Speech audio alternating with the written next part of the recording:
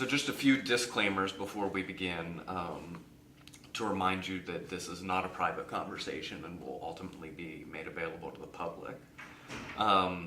We want this to be an enjoyable experience, so if at any point we get into a topic or a line of conversation that is uncomfortable or you don't want to talk about, just let me know.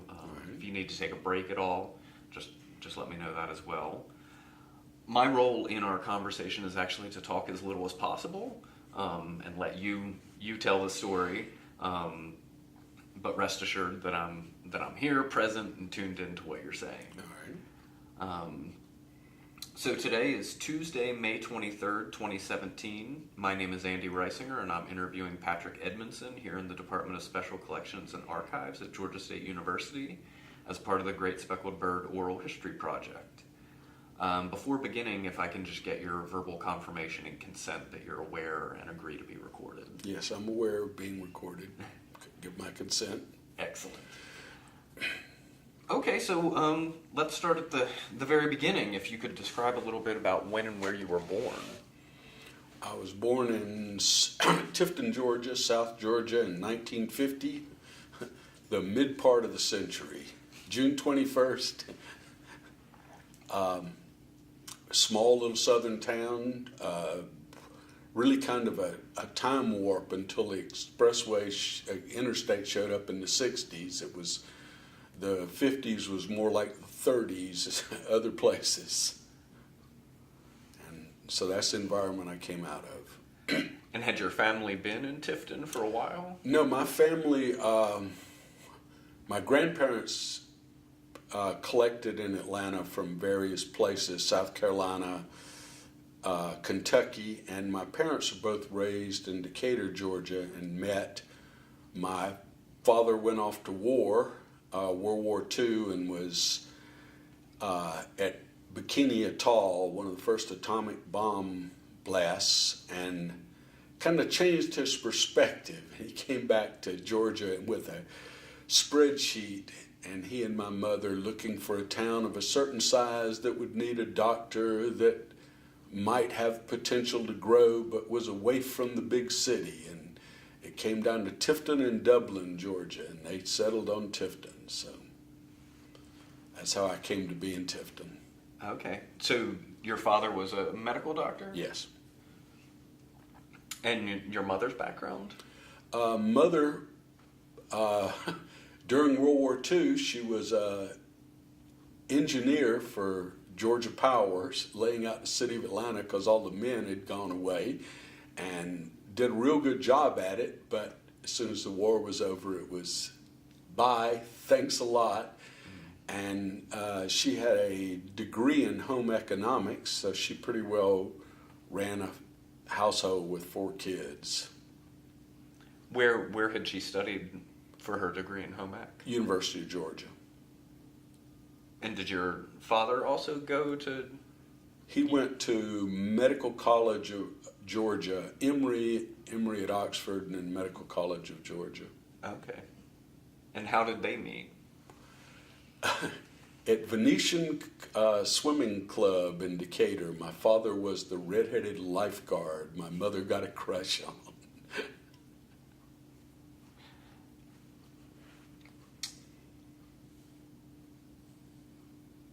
And in what year did they move to Tifton?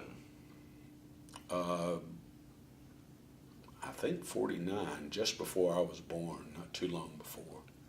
And are you the oldest? I'm the oldest.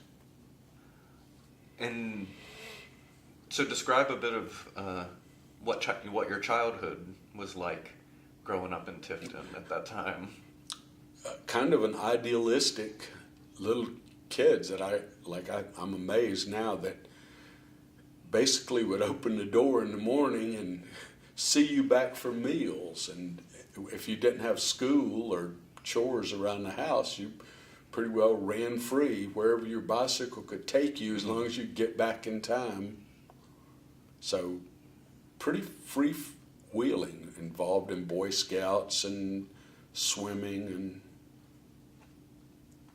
just did lots of kid things, had a real good time. Mm-hmm. What were some of your hobbies or interests at the time?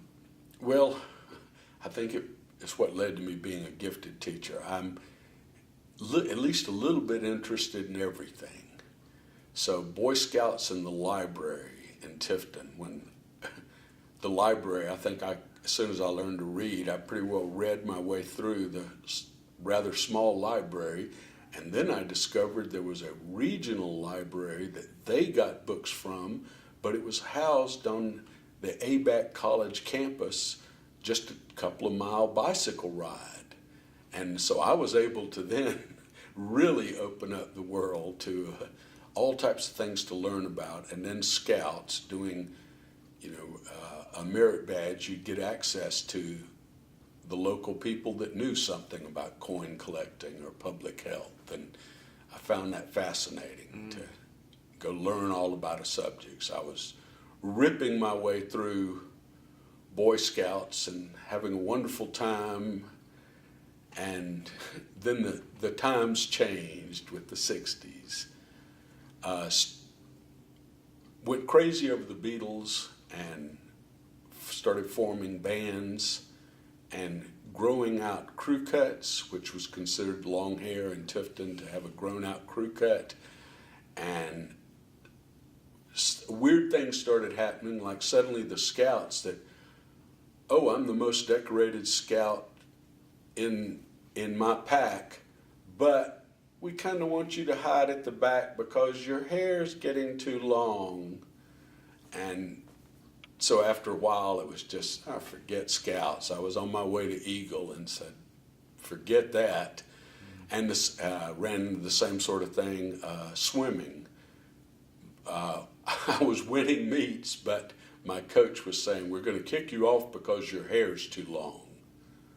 I'm going, well, what does my hair have to do with my swimming? And a friend of mine and I went before the school board to try to talk about, because they were kicking us out of school for having long hair. But strange little thing, through working with bands, one of the managers of local bands had kind of taken our band on and was helping us, and then he noticed my voice. He said, you ever think about doing radio?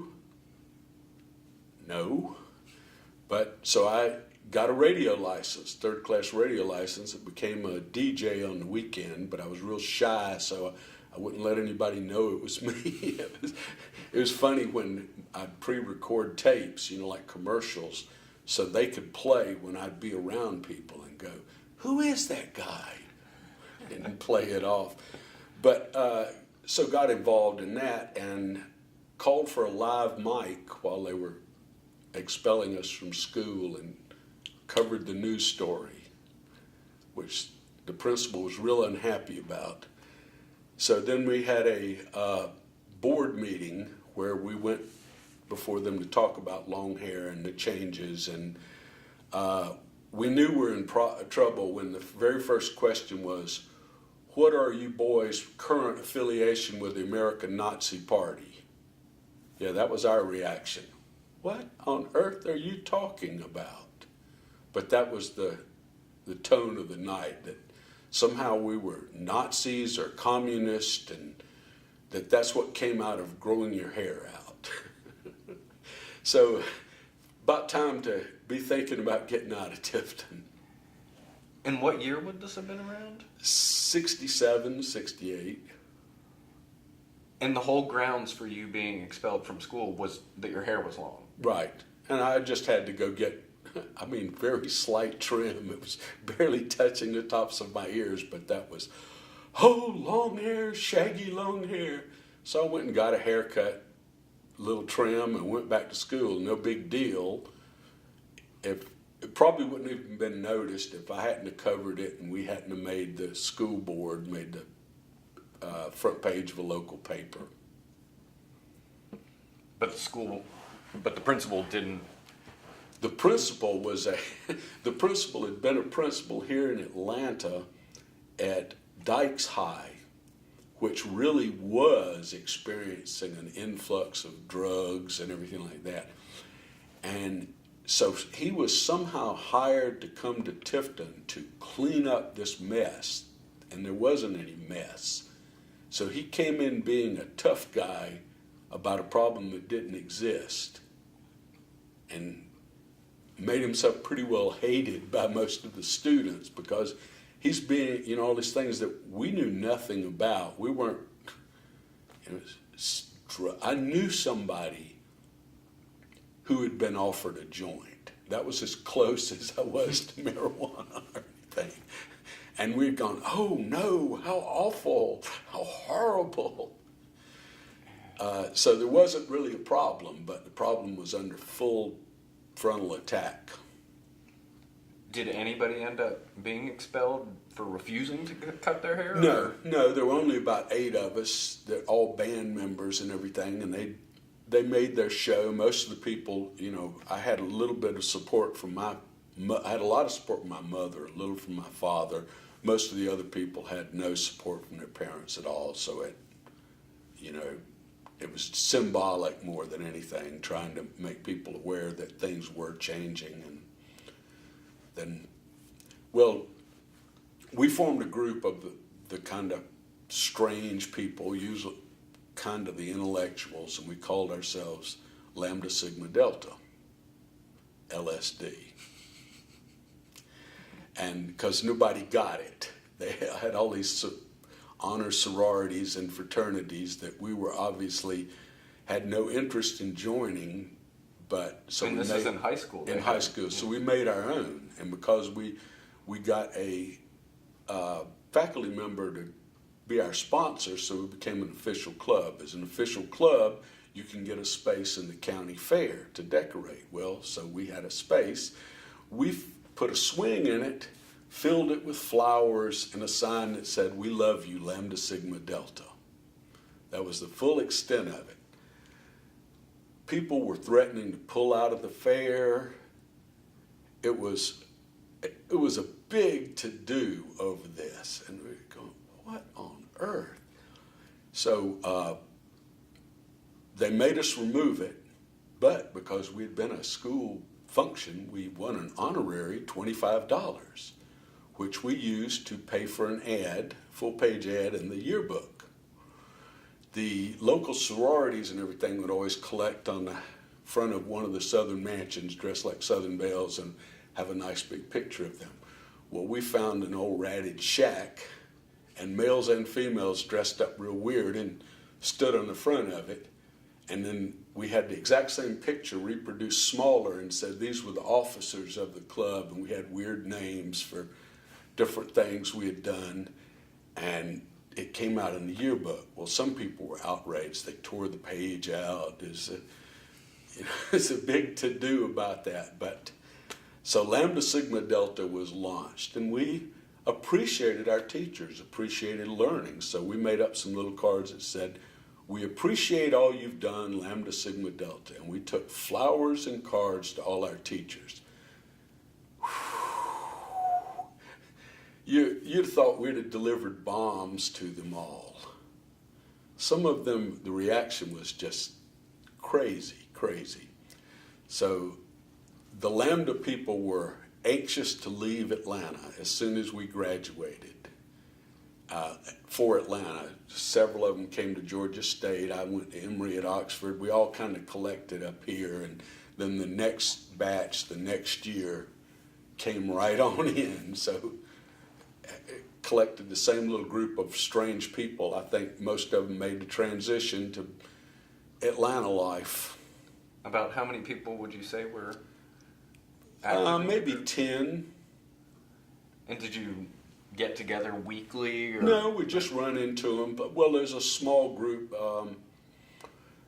My best friend since junior high and my hippie girlfriend and her sister had a house together, and then it became when his band was not on the road, they stayed there, so it became kind of a de facto commune for Emory students and musicians. So this is once you're already in Atlanta? Yes, once I came to Atlanta. But when you guys were in high school in Tifton, did Lambda Sigma Delta get together for meetings or activities? We were all in bands, and we were playing at the clubs. There were 2 or 3. We had a rec center.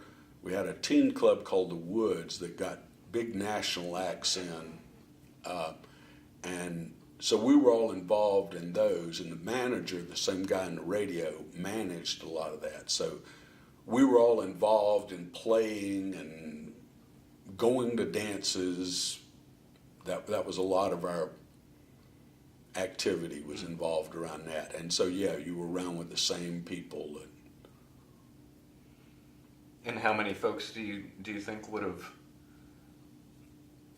been like in your cohort of the organization? Oh, well, a lot of teens in Tifton were interested in the music, but I think when the politics hit real big, and before Vietnam was even talked about, we were having, people coming back in boxes and things like that. And it really hit me with one of the musicians, one of the great ones of that era, went off to Nam. His fiance was a good friend of mine. He went off to Nam, and just about right off the plane, stepped on a bomb. And so his parents shipped him off and immediately get a bag back that they say, don't even open it, just put it in the coffin. There's nothing recognizable, there's nothing repairable. You're not going to have an open casket, just put this bag in the coffin and that's it. And that just hit me that Hewlett Key was this great potential musician, and then he's dead. For what? And I could just, the more I investigated it, the more, why on earth are we over there? There's no purpose for it. There's no reason. We aren't under attack. We aren't going to gain anything by winning it. So I became kind of vocal in speaking up. And I remember in one class in particular, had a conversation going, and as soon as I said, I'm not sure we should be in Vietnam, a guy punched me in the back of the head incredibly hard. My brother's over there dying. Don't you talk about Vietnam. I go, yeah, I'm worried about him over there dying for nothing. For what? So that war split put a big, kind of like you had to take sides. You were pro-Vietnam, or you were at least open to the idea it might not be the most wonderful thing in the world. It's not, World War II light that everybody's going to go off and come home as a big hero, and just really brought it home and split things apart politically, made people that had been your friends, they were still your friends, but you kind of knew there was this gap. And how big was the high school you went to, student population wise? It was a county-wide high school, and I'm thinking around 300. I'm not sure. I wanted to go back. You mentioned that the library was a major stomping ground for you. Yeah. Were there any types of books that you were really interested in, or authors that were particularly influential that you followed closely? Oh, I like to read just about everything. Patrick Dennis, for some reason, little light comedies really caught off on me. I would hunt those out, but literally anything. I'd find a book, and if I read it, I would get obsessive about trying to read everything else the guy had written or something else. And we always had a book or a paperback ready. So if, like at swim meets, you got 15 minutes, well, I'm going to sit here and read.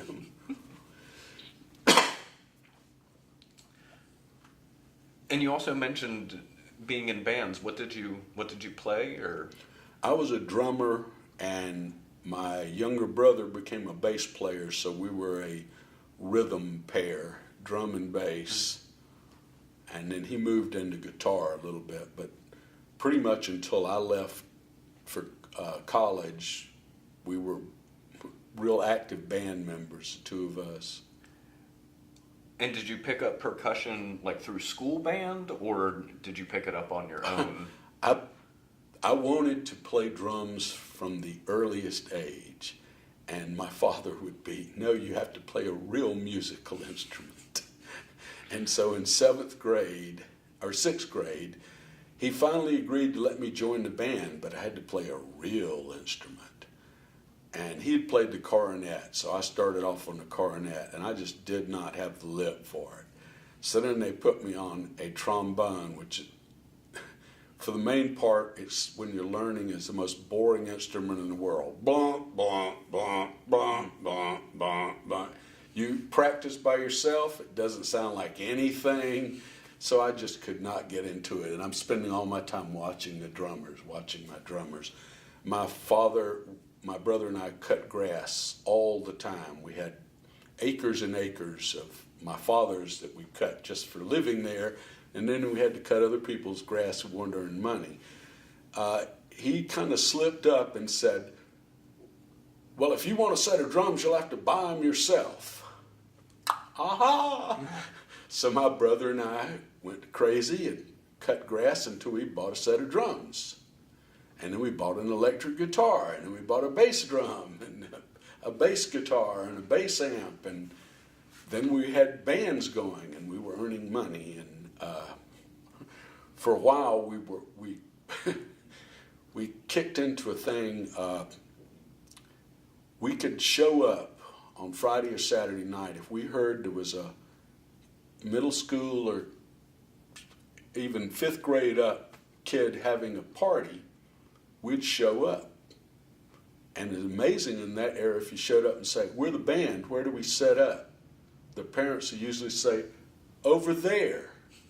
And at the end of the evening, they would usually want to give you some money for having made their child's party so special and so memorable. And they could go to school and brag, we had a rock band at my party. So we were the stealth. Let us hear about your party and we might show up to play. So that was pretty much, there was a lot of activity around bands. What were some of your band's names? Pretty much the main one was the Five Faces. That was our band. Trying to think of some of the other. Friends we stuck with one name. They tend to change. We had members change, but we kept the same band name. Others, the coachman had all types of names that changed all the time, might change week to week depending on where they were playing. And did you guys write and perform your own music or a mix Very of covers? little, mainly just cover bands, cover things, and then our kind of jazzy takes, proto-jazzy takes on what was the beginnings of psychedelic music, like long versions of Light My Fire with lots of instrumental breaks. Anything that we would respond to whatever people were dancing to, Land of a Thousand Dances, whatever gets people up and moving, that's what we want to play. Mm-hmm.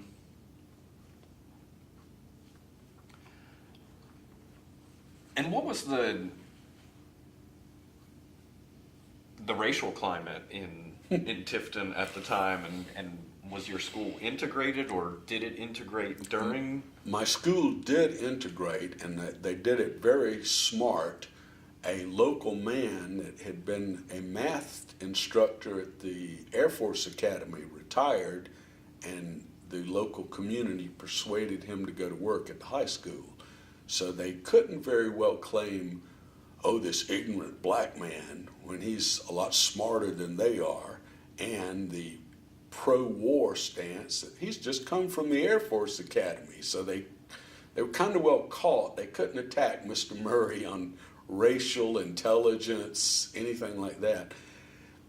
And then there began to be very few black students. That's one of the things I've speculated about and tried to. Tifton was set up very racist. There are two communities on the edges of it, Phillipsburg and, I can't think of the name of the other town at the moment. But used to talk about, you could shut your eyes and you could tell when you left Tifton and into Phillipsburg because the roads ended and it became bumpy dirt roads, muddy and stuff like that.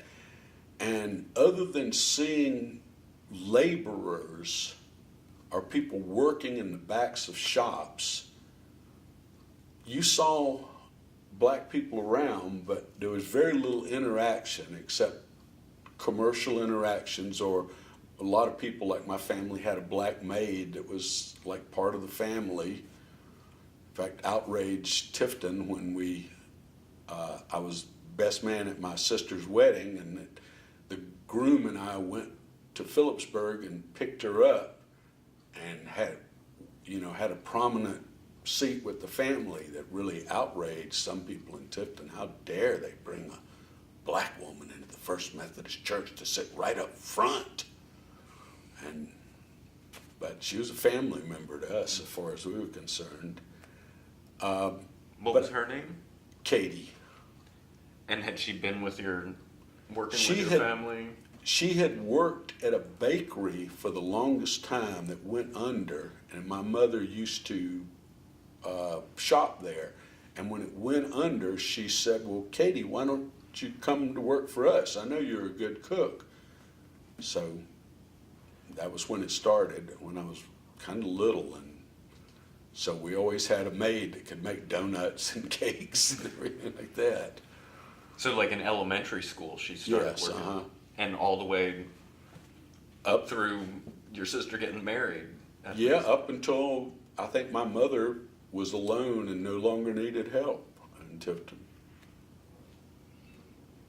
But I've speculated about what on earth the life was like for black teenagers in town, because they basically must have had to hide out places or out of the way places, because you just did not, I thought back and you just didn't see them. It was very, very segregated. I remember as a young kid getting fascinated by the two water fountains and wondering if there was a difference, and sneaking a drink from the colored fountain and having some clerk descend on me, start screaming and yelling at me about they were going to tell my family, and you need to go clean yourself off, you're filthy now. And just water, it tasted just the same to me, but it was kind of shocking. Oh, and had a family that helped my father at his office doing odd jobs, whatever, and they had a son that was about 4 years older than me, and he would come with his father, and so we kind of became buddies and would hang out, and we loved westerns. So in the afternoons they'd have westerns on TV. Of course, he didn't have a television set, so he'd come over and watch westerns with me. Well, he got a job at the Knee-High bottling plant, and so it would be a usual thing when he got off work, he would ride his bicycle over with a 6-pack of Knee-High or various soft drinks, and we'd watch westerns, and he'd ride his bicycle back home. Well, my father came to me and said, Willie can't come to visit anymore. And I was real mad at my father, and I thought it was his doing. And he said, no, our back neighbor, A.N. Edcock, who helped fund Maddox's run for governor in Georgia. He was a big funding of segregation and racist causes. He had decided his daughter was getting 5 years old, so she was threatened that the black man coming around might lose control and attack his daughter, so he didn't want. And so my father's trying to explain that said he can hurt or cause a lot of harm to Willie, so he can't come anymore. It's not safe for him. And that just totally shocked me, turned my world upside down. That why on earth this good guy, because little girl might be afraid? For what reason? I just shocked me. Mm. I think that was my first real awareness. There was something out of askew about all of this. But so basically friendly with a couple of African Americans that went to school with me, but pretty much that they stayed to themselves. Peaceful coexistence was about all it was. And what year did the schools integrate, do you think?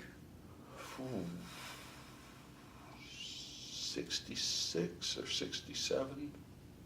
So like your sophomore, junior.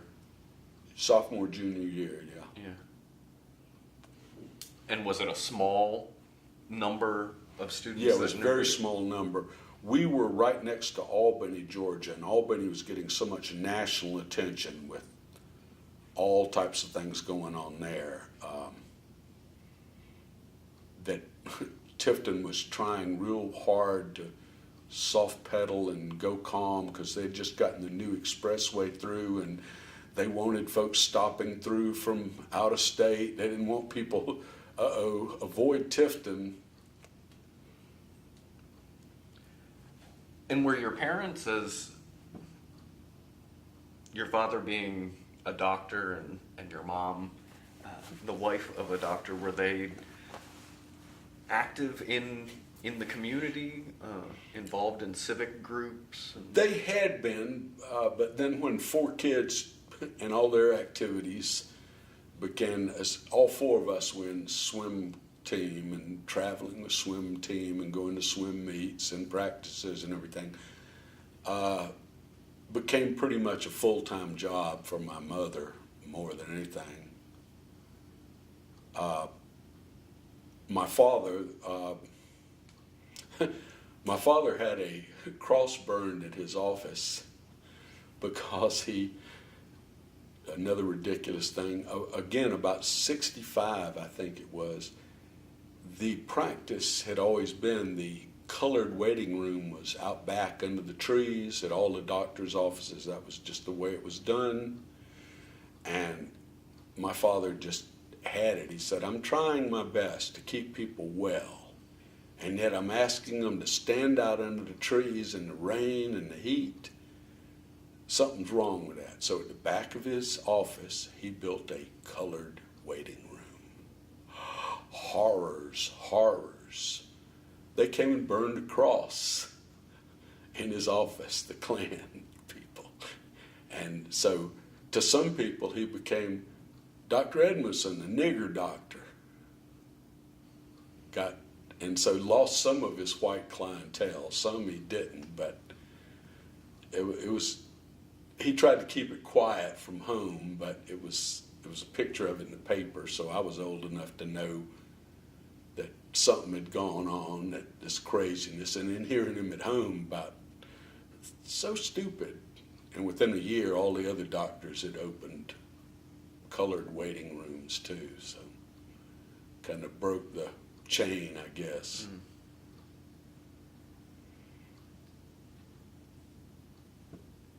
At some point, post-school integration, did the waiting room become integrated? Oh, yeah. At his office? Yeah. And others? Pretty much at all of them kind of disappeared, although everybody knew the doctors that were not fond of having African American patients, and so they tried not to go to them. And again, that had helped my father in good stead. He had treated people right all along, and so was well respected. Became the baby doctor. He began delivering all the babies, and then my brother became an OB/GYN and has continued it right on today. Between the two of them, they probably delivered 300,000-400,000 babies in Tift County. Wow. I know my father finished up at 200,000 because they had counted and gave him an award for it. That's remarkable. So you graduate high school in 68, Mm-hmm. and already had your sights on Atlanta or Yes, Covington or the year before, 67, one of the local doctors and his wife led, take a bunch of kids, 21 airports in Europe in 20 days type tour. But it was 67, what a time to be in Europe. So much so that we were in Cologne, Germany, heard this German band singing in English, and we were just stunned. Oh, these people were so good, and we just loved this song they kept singing. And the next day we landed in London, and they were obviously going to be big because their song was playing out of every store on Carnaby Street. And we found out it was Sgt. Pepper's Lonely Hearts Club Band, that they had obviously gotten a copy and learned phonetically that song. And so it's the band from Cologne, Germany. No, that's the Beatles, kids. So what a time to hit Carnaby Street, right as Sgt. Pepper's is opening up, and all the clothes and the crazy fashions. And so, of course, I came home with a bunch of wild stage clothes and stuff like that. So that had already kind of opened the way up, and then started looking to go to.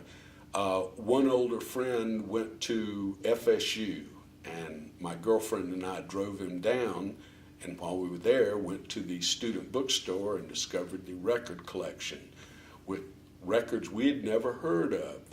I think I spent most of the money I had stored up on Big Brother and Holding Company, Janis Joplin,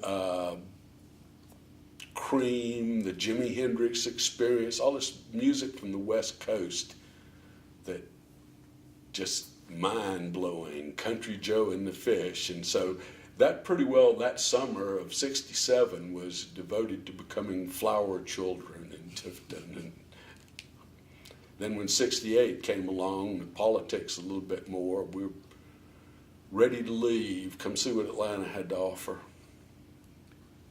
And what did your parents think of your growing interest in rock and roll and some of these politics, and you were moving up towards the bigger city?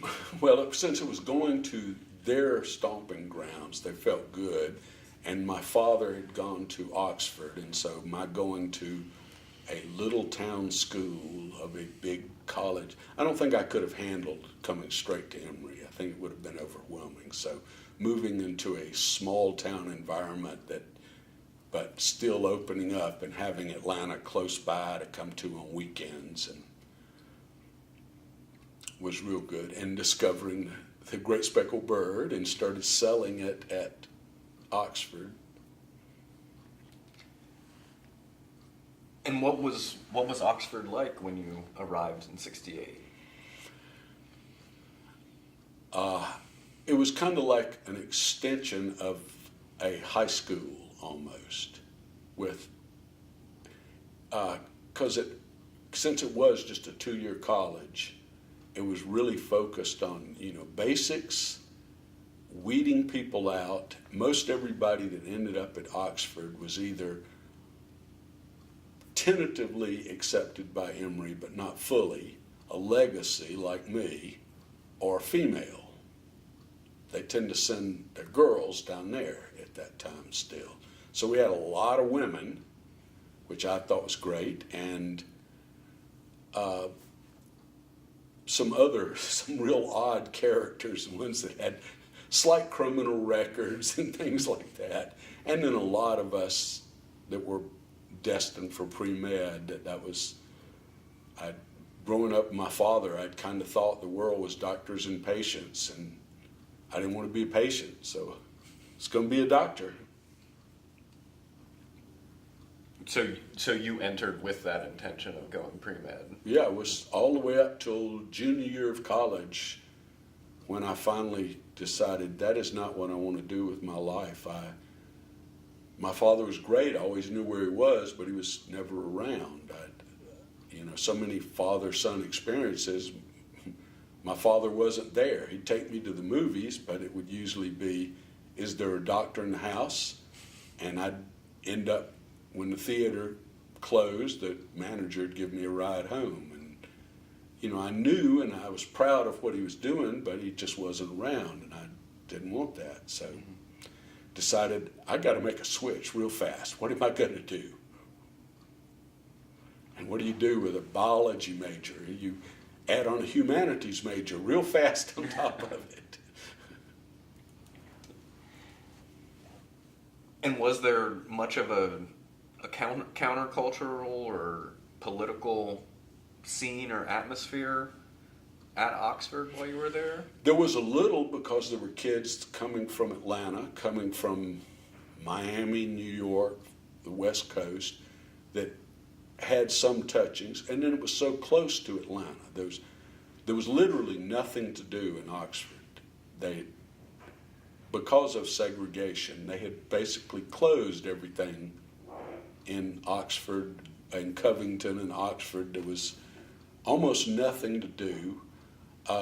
There was no place to even get a cup of coffee after 10 o'clock unless you drove to Conyers to the Waffle House. And if you didn't have a car, you were kind of stuck on campus. You got to make do. So there was people that did have cars regularly escaped to Atlanta and ran almost. I'm so envious now. They have a bus between the big campus and Oxford, so you can go all hours of the day or night. But it was a big deal then to escape for the weekend. And because my girlfriend had come up and had a place, a lot of times people would kind of tag along with me so they could sleep on the floor, or at least be in Atlanta. We'll go to Piedmont Park, we'll go to the Strip, we'll go to Middle Earth, the head shop, just be on the scene, see what's going on. Where was her apartment, your girlfriend's? The first apartment was up near Oglethorpe College, and then moved into Decatur area, which was, I felt a lot more comfortable with, on North Decatur Road, and that became the stomping ground for years. And she was going to Georgia State? She was going to Georgia State. She and my big band mate, Fred Holloway, had also come up, and they were both at Georgia State and meeting people here. And in fact, the first weekend I was at Oxford, they filled up a car with 3 or 4 proto-hippies they'd met in Atlanta and came down to visit us. And we made a big to-do. We had our little party on the quad. And, a lot of people did not know what to think. Mm-hmm. And what was your girlfriend's name? Gabrielle Uhaley, Gubby. Okay. Is a Hungarian woman that had ended up in Tifton, and I flipped over her and never really got over it. And so when you would come to Atlanta, you'd hit up these spots along the Strip. Where did you first encounter the Great Speckled Bird? In Tifton, So you had known about it before then. One of the Lambda Sigma Delta women, Nancy Walker, her mother, unheard of in Tifton, was divorced. And so she would come to Atlanta to have a social life. And she brought Nancy back went to, what's the name of it? The Morning Glory Seed, probably the first head shop in Atlanta that Miss Boo, the TV personality, who was a beatnik, had a TV show, Miss Boo's children's show. But she also put in little marijuana references, Miss Boo, things like that only the hip would even get. Everybody else would think she's just this daffy character, but she had a head shop. And this was an Atlanta program? In Atlanta, Atlanta afternoon kids show.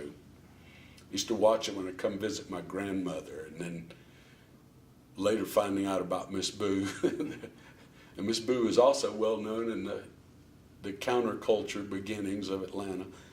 But she brought home, Lois, the mother, brought home a couple of copies of The Great Speckled Bird and some other things. And of course we treated them like holy, read looking through, oh my goodness, this is going on in Atlanta just up the road. And we wanted so badly to get up here. So whenever her mother would come, and it'd be like bringing back a message. And she allowed her house after dances. Sometimes we could gather at her mother's house, what she called happenings, that we would have weird little light shows. We'd get boxes and cut designs in cardboard boxes and put flashing Christmas lights in them so it would project out and make weird designs, proto light show things we were trying to do. And so mainly first learned about the Great Speckled Bird through her and looking at it. And then Gubby's sister Pixie, who lived here, regularly saw the bird, she and her husband, and she'd be talking about it. So as soon as I got to Oxford, that was one of the first things I wanted to do, is find out about the bird. And I found, you mean I can write to the bird and they will send me papers to sell, and I can send them back the money? They'll trust me to do this? So soon I was the bird salesman at Oxford, and then discovered when we got a VW bus and painted it up, Gubby and I, and I'd keep a stack of them in the back of the bus, and anytime riding around anywhere, if traffic got stalled, I'd just pull to the side and jump out and start hawking birds until the traffic cleared up a little bit. And regular space was at 14th and Peachtree. We'd claim that, and because a big grassy lawn there, people could hang out and talk with you and just party while you stand there with your arm out. Yeah. How did Oxford respond to you selling the paper? Well, being a liberal school, there wasn't a whole lot they could say. Some of the faculty members were not overly thrilled. Some of the student body, very few conservatives were outraged that it would, and tried repeatedly to get kicked out. After the first time they tried to get me kicked off campus, instead the administration assigned me a table in the cafeteria where I could sell the bird, which kind of irritated them. They said, well, now we know where it is, it's contained. So I think it was Wednesday night when the new birds arrived, greet everybody at the cafeteria as they came in, and had a pretty good readership, and as much as anything because of it was the creative loafing aspect of it. It was the only way. Atlanta newspapers did not take ads for youth-oriented stuff except major concerts. So you would never know what was going on without the bird. The people that hated the bird read the back page calendar because it was the only way to find out anything that was going on in Atlanta aimed at young people. Mm.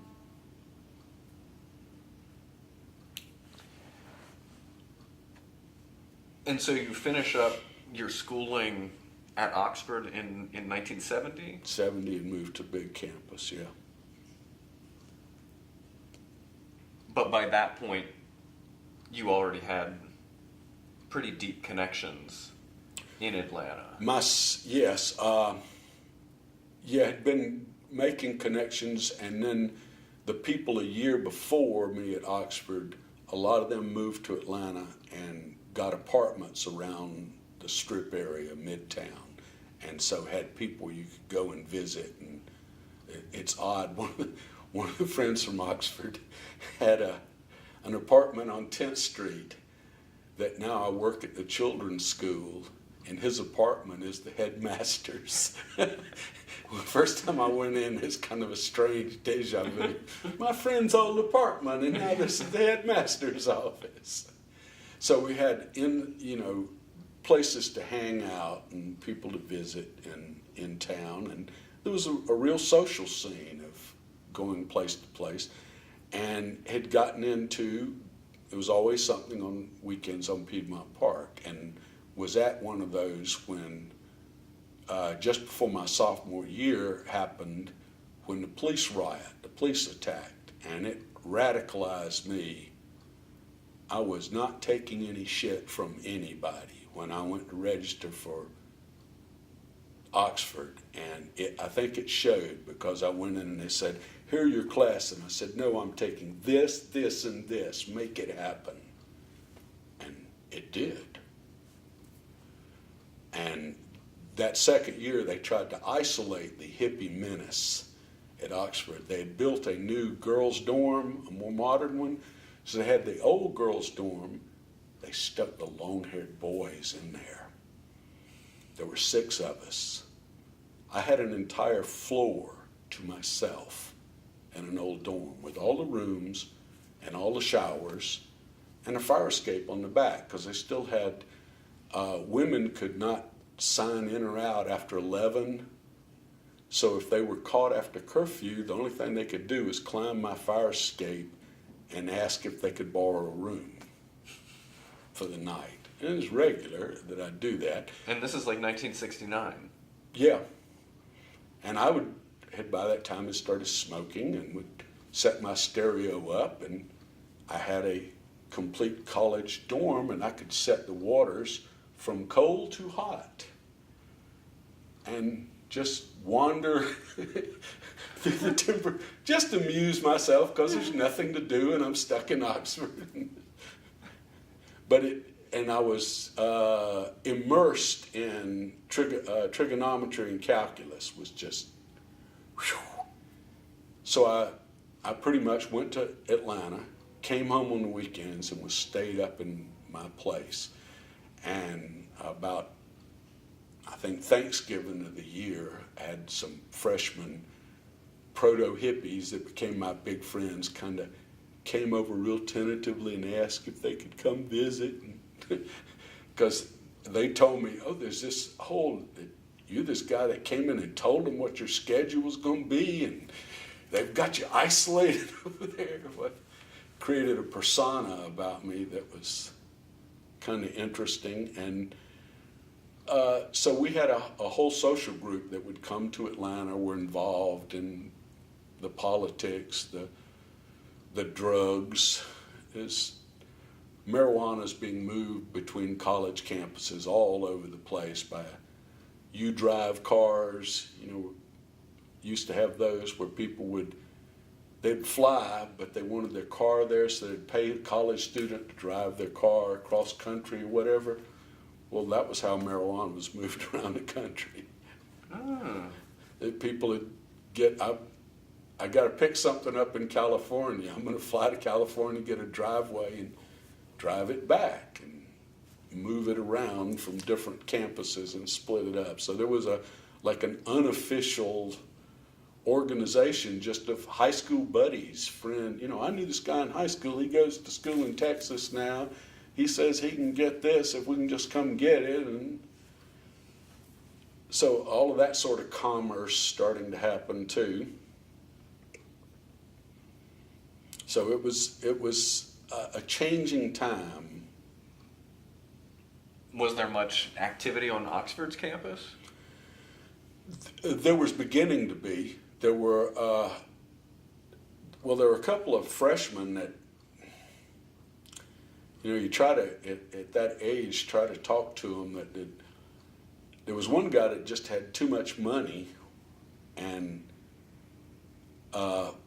father had been involved in a bunch of shady stuff in Tampa and with the Tampa docks, and so it just amazed me. He had this little sports car that he kept a shaving kit in it filled with, at that time, never heard of cocaine. He had it, all types of psychedelics, hash, opium, this little pack of drugs, always sitting in his car. And I'm going, his nickname was Lucky. Lucky, your luck is going to run out. All they got to do is sitting in an unopened car. Somebody's going to steal it, or you're going to get popped. And just never listened. Mm-hmm. Eventually he did, but eventually got popped. Yeah, father was a big lawyer, so I don't think much ever happened out of it. Everything got dismissed. Mm-hmm. So that was kind of the activity of there. Small isolated town, college town, but with connections to Atlanta and beginning to connect out to further abroad and going to college with people that had come from overseas, and beginning to friends of friends, networks, all of that stuff starting to happen. And then I forgot one big thing. My first year of Oxford, at Christmas, my girlfriend saw this ad. We'd read about the Monterey Pop, and oh God, that would have been so great. We read about there was going to be a pop festival in Miami. And we determined we were going to have to go, but we didn't have any possibility of that. And a friend at Oxford, her boyfriend was old Beatnik, said, well, Martin will drive us in his VW, let's go. And word got out, and it ended up, we had a VW bus absolutely packed with people and went down to Miami Pop Festival, had a wonderful experience on the road, and got introduced to traveling on the road, hitchhiking, meeting people, all of that. That was a big broadening experience, changed a lot of things to come back to Atlanta. And then, one person that we had met occasionally, the local pizza guy, Alex Cooley, was there too, and started going, we got to do one of these in Atlanta, and did the next year. Mm-hmm. So Atlanta culture was off. Yeah. You had mentioned getting radicalized by visiting in Atlanta and going to Piedmont Park and there being the police riot. Can you talk a little bit more about that? What was the event? It was just the regular Sunday gatherings, but strangely enough, my girlfriend and I are sitting there with our dog, Mother. It's great, Mother. And so we're sitting with Mother, and this guy's stepping on Mother's foot. And I went, hey, guy. And I'm looking at, he's got a gun. And what on earth? This is a peaceful gathering. What a gun. And then realized he's grabbed this guy, George Nikas, that kind of knew, around the neck, and's got the gun at his head, saying, I'm a cop. I'm taking him away. I'm going to take him away. And people are going, well, show us your credentials. I'm taking him away. I'm taking him away. And it was obviously a setup. It was a plan. Because as soon as they got George to the edge of the park pavilion, police cars came in from everywhere. And then conservative politicians are up there broadcasting using the hippies as a backdrop. Atlanta police are, and they're talking about a riot that hasn't happened yet. It's just starting. Mm-hmm. And that's what Bill Fidman was taking pictures of. And they tried to get his film, arrested him, but his film got out, or they would have claimed that it never happened other than the political thing. But I saw one peaceful little guy, little Billy, running out across the field, and this big, thuggish cop that I'd had dealings with. On 14th and Peachtree, this officer comes up in one of his little, can you ride a regular motorcycle? It's got one of those little ice cream things with the two wheels on the back. Gets up. It's like comedy routine. So fat his pants won't hold up, gets him up, walks over to me on 14th and Peachtree with traffic going and goes, step off the curb, motherfucker. I'd never heard that word in my life. And here's a police officer holding a gun on me, urging me to step off the curb so he can kill me. And I'm just staring at him like, what? And this went on for a while, and he finally said, just cussed me out about little chicken shit, and goes off. And you could count on him coming by to hassle you, never with a gun again. And so I see him take out after little Billy with a big billy club and just take the back of the kid's head off. Bam! Little bitty kid and this big fat cop with all his might. And that blow just, I could not forget that this is a police officer. This is a peaceful guy. He's just trying to save his life, get away from him. And this is what happens. And of course, they arrest Billy, take him to Grady, handcuffed. For what? So it was later ruled it was a police riot. The police rioted. They caused it. They attacked. They tear gassed the whole deal. And afterwards we fled to one of our friends' houses at 10th and Myrtle, and we're lying on the floor because there was a police car right outside on 10th, and we could listen to their radio, and they were talking about rounding people up, or there's a crowd heading down 5th Street, we're going to head them off, we're going to mess them up. The cops were attacking everywhere, and so we were hiding out from the cops, and eventually called my mother, who happened to be visiting my uncle in Decatur, and she came with her car, and we rushed out and dove in the back, and she drove us out of the area. Because, I don't know, otherwise we'd have just been, it was under siege, the whole area. And that was the next morning I had to go register for college. To register for your sophomore year. Register for my sophomore year. So as I said, I walked in, I was not playing any games. Life had gotten very real, and I'm not going to stand in line. I'm not going to play, oh no, you've got to take this. And I'm taking this, this, and this because it's what I need to get out of here. How long did the riot go on? Probably started about 1. It was dark before she came to get us, so probably 7 or 8 at night. That, like I say, just you could hear the reports. The police were just roaming in gangs, harassing people, beating people up, cornering them wherever they could. And other than hearing it on the radio, none of it was ever reported. It never happened. And hearing from some reports in the Bird of people that accounts of being attacked and rousted all over. I mean, all the way down to Piedmont, Ponce de Leon. They were, that whole Midtown area, the cops were just getting even. And was there eventually a court case or something? Yeah, there was, and that's where it was ruled that it was a police riot. And pretty much naughty, naughty, awful, awful, let's forget about it type of thing. Wow.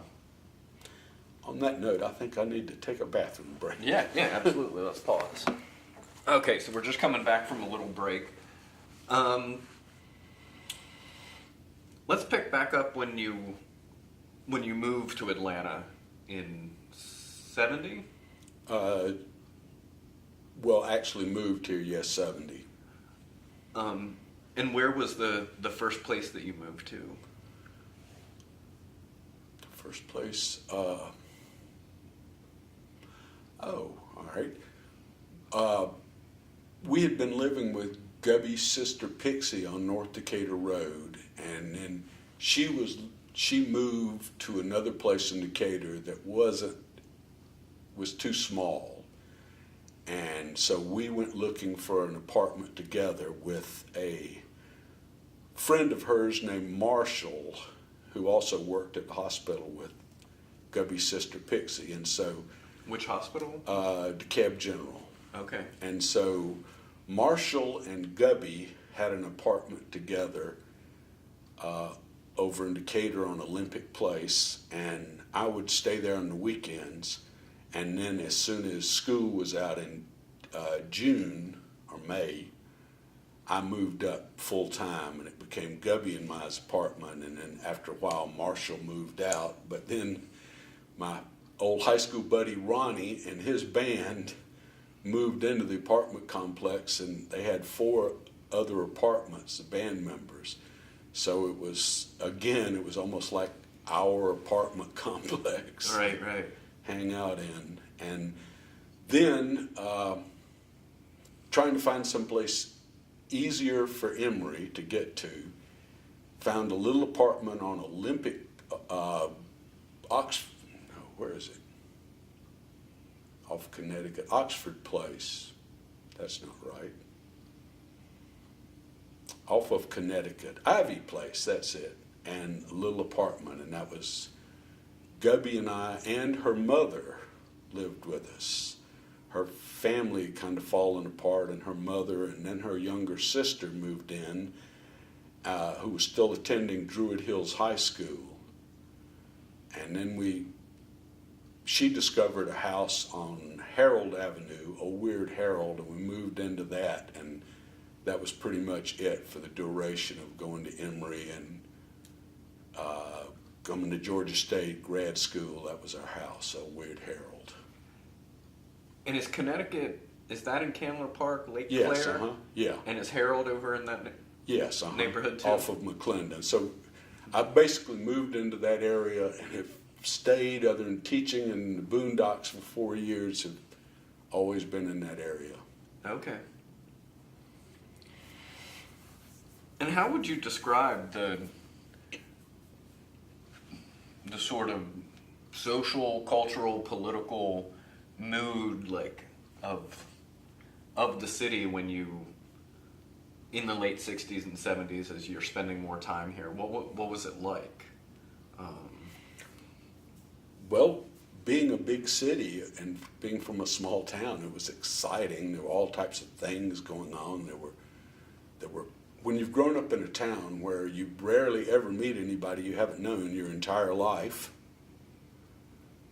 and everything is pretty much exactly the unchanged way it has been your entire life, it's exciting to be in a place where things change and things are different, and you can meet people that have had experiences that are not exactly like yours. That was enlightening, scary, opening up. Coming to Georgia State, my friend Fred had always, as kind of a defense, people in bands, oh, long hairs, you gay guys, you faggots, and he'd kind of adopted, well, let's just play off on it. And he came to Georgia State and he became friends with a guy named Steve that wasn't just kidding around, that actually liked Fred. And kind of shocked Fred when he realized this isn't just a game for Steve. He's the first outwardly gay person we'd ever met. And then meeting his friends at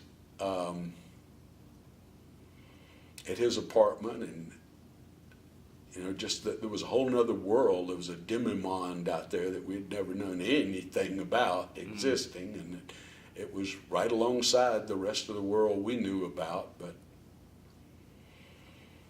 So it was enlightening to get interested in things. To be, we would always borrow, before we had a VW bus, we'd borrow Pixie's old Valiant and ride around Atlanta places.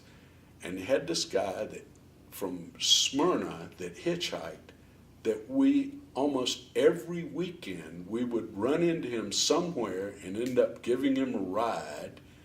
And so meeting his friends, we would be, think we've gone in the middle of nowhere to see the Hampton Grease Band perform, and there he comes and all his friends to introduce us. So it was it was like almost a tribal feeling of all these people you get to know and meet, and all the people from Oxford that I'd known, you would constantly run into. Mm.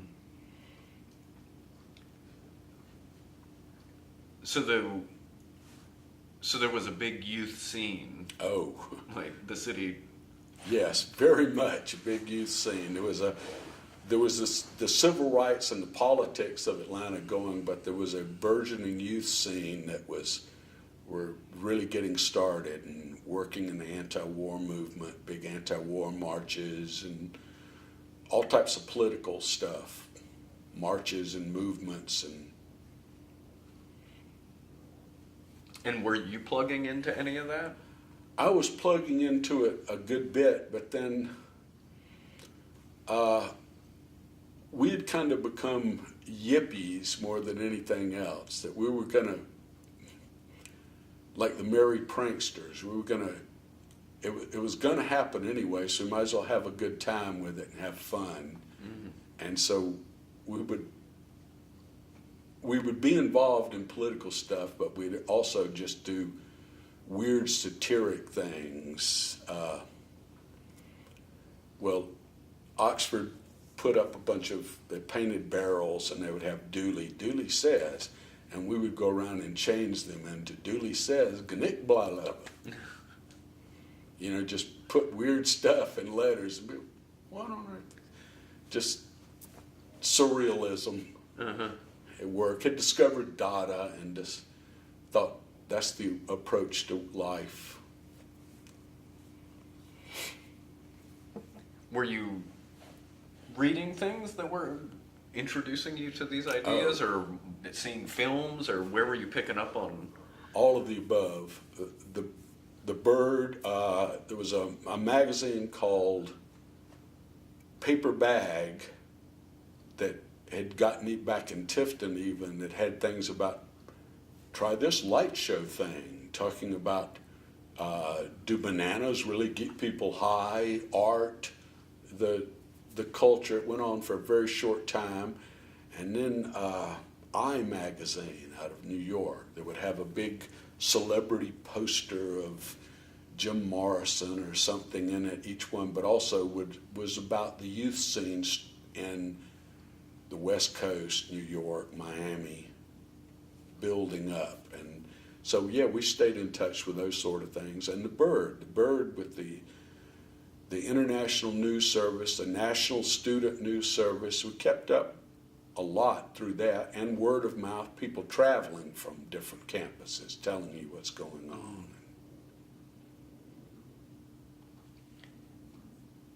And did you hang out at the Bird House or the offices? Rarely. Usually went there to pick up birds. Had a moment though after the police riot, trying to figure out what on earth was going on. One of the first things that made our way to the birdhouse, as a bunch of people did, and just chaos trying to figure out what was going on. And I remember the crowd parting, and here comes Hosea Williams and his lieutenants and their jumpsuits to kind of, we're used to dealing with crooked cops.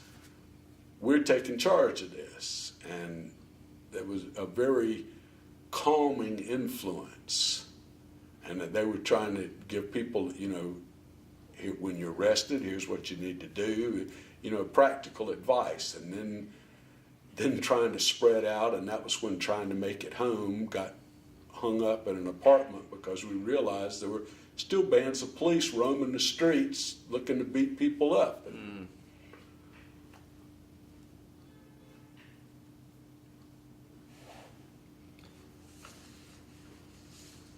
And as all of this is taking place, and you're settling in Atlanta, you're getting, even before that, you're getting segregated into the long hair dorm. You get the VW bus. Do you have steady contact with your family in Tifton? Constantly. Still? My family was never, my father was disapproving of some of the things, but he was always my father. My mother was very loving and supporting, and they had kind of accepted that Gubby and I were a hippie couple. We weren't going to get married. That wasn't something she was interested in, so they just accepted it, that she was, for all intents and purposes, we were a couple, and they were very supportive of that. She became part of the family. Yeah. And when did you get your bus? Would have been the end of my first year. Yeah, had gone home for spring break and was at my house in Tifton. Looked in, had been watching for something, and looked in the want ads and saw a VW bus for sale. Well, we were down in Tifton, didn't know anything about it. Got in touch with my friend Martin up here, who really knew VWs, and he got his father to go with him, and they bargained for it. And so when we got up here, we had a VW bus that had cost $99 and came with about $90 worth of camping equipment. So it needed an immediate motor transplant, which Martin's father and Martin could handle, and I became assistant. So I learned, I'd never taken care of cars or anything, so I learned by putting the motor back together and back in my VW, which is a great feeling of confidence. I could take care of that with the Complete Idiot's Guide to your Volkswagen. I could stop by the road and rebuild that thing if I had to, and I had to more than once. So got that, and immediately we'd always painted up van trailers and things like that, so we knew right away what we wanted to do. We got Mr. Natural lying back. Mr. Natural Says on one side. Amazingly, I think about now, we put the Zigzag Man on the door, driver's door, which is like a giant announcement. And across the front, it was named the Celestial Omnibus, after a story we had read in high school that really hit us by E.M. Forster, that a bus that would take people to literary heaven as long as you believe, but if you quit believing, you fell to earth. It would no longer hold you then. And so we had the Celestial Omnibus. And that was transportation for many years. Mm. Did it draw much attention? Oh, yeah. Good and yes, uninvited? Good and uninvited. Traveling down to South Georgia sometimes was real easy ride or scary times with some people. And then in Tifton, it was kind of created like a clown car coming to town. It was my sister's friends and everything thought it was real funny to see this hippie bus pull up in Tifton. And the funny thing is, my friends at South Georgia would come up and they'd be talking about, oh, and the hippies, and I'm going,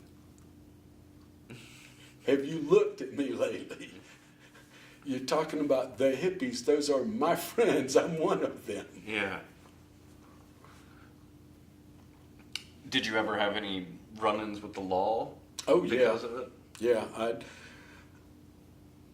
my uncle was Clark Harrison, who in '69 was running for chairman of DeKalb County Commissioners. And Brent Manning, his opponent, tried to tar him as too liberal. And so they collected a broadsheet of the worst of the bird and tried to attach his name to it and distributed it all over DeKalb to try to, say, oh, he's soft liberal. We need Brent Manning, the old crooked way of doing things. Well, he didn't win, but during that time, I found out later from my uncle that I was under intense police scrutiny most of the time because Manning was trying to find something, and amazing he didn't, but that never did. And so I had that kind of in of knowing the politics with my uncle, what was going on. And because of that, though, one day I stopped at a grocery store on North Decatur Road, had a police officer come up, lean in my car with a razor blade, scrape off my inspection sticker and say, that's a $75 fine because you don't have an inspection sticker. Well, luckily I had been at my uncle's the day before, and he had noted that my inspection sticker was just about to expire, but was still good. So he had a police officer saying I had no certificate when you had the newly elected chairman of DeKalb County Commissioners saying, funny, I saw it a couple of days ago and it had not expired. So somehow that case kind of vanished in the courts. It never came up because it was purely a political thing, just trying to, we're going to make a big deal out of your nephew that drives a hippie bus. And so little things like that, and being alert after that to who my uncle is. You try and keep your name out of the news. Although he wasn't ashamed at all. Gubby and I regularly go over to his house and park our bus out front and visit with him. He was a great guy. Did y'all do much long distance traveling? Not a whole lot. Did some. Mainly our trip to Florida, trips up to political things in Washington, D.C., around like that. What were some of the events in D.C. that you were going to? Oh, the big one was the People's Bicentennial of 1976, trying to, let's get back towards what this country started at instead of controlled by the oligarchs. Seems that failed. Mm-hmm. But was real active in that, both in Atlanta and in Washington. Was the Atlanta head, was on TV and radio and everything here, trying to drum up support for it. And at that point, some of the extreme politicos of the Bird, I think I got my approval papers at that point or something. And had you been selling the Bird? All the time. So from arriving in Oxford in '68, I always had all the the way up Bird in until the back of my bus, and if I was going to be someplace for a while, I at least had my hand out. I might sell some, I might not. When you sold the Bird, you never knew what you were going to get. A lot of people tried to be very supportive. You might get, for a 15-cent newspaper, you'd usually get at least a quarter, if not $1. And all types of other presents from people would just want to give you things, or especially younger kids trying to be, oh, it's a real hippie, let me give them, here, take this joint, take this, I've got some food, do you want this? This is a great coat, why don't you take it? Wow. And so you sold all the way up through '76 when the paper folded? When I was in '75 in grad school, I was about too busy between working and I was managing a wine and cheese shop, First National Bank building, and sold the Bird at the counter for a while, but then it wasn't selling very well. It wasn't as good a paper anymore, I didn't think, and so kind of fell off on that. And the real world hitting, graduating, having to figure out, got to do something for a living. What am I going to do? I decided I wanted to be a teacher because some, at Emory, they took vocational. What do you want to do now that you don't want to be a doctor? And they said, well, what do people you look up to, what are some of them doing? And I said, well, a couple of my friends that I think are really great are teachers. I said, well, maybe that's what you should do. So I became a teacher, and then one of them, my partner in the strip project, Patty Kunkel, almost immediately quit teaching as I started. And so Gabrielle and I had gotten money, and we'd fallen in love with reggae music, went to Jamaica through a friend of the student connection, a younger brother of a friend we'd gone to college with, put us in touch with a Jamaican woman that had been his nanny when his family would take him there in the summers. And so we went and stayed with her family up in the Jamaican community and just fell in love with the place. When was that? That was 75. Okay. And so determined that's what we wanted to do. And so we had I got accepted. I was going to teach English at Queen's College, Montego Bay, Jamaica. And so we had packed up the house on Harold Avenue, and we were putting everything in storage. We were headed for Jamaica. And about a week before, got a call from the head of the English department, who years later moved to Stone Mountain and I became buddies with. He said, "You cannot come." I said, "But I'm all packed up, we're ready to leave." He said, "You can't come, your life would be in danger."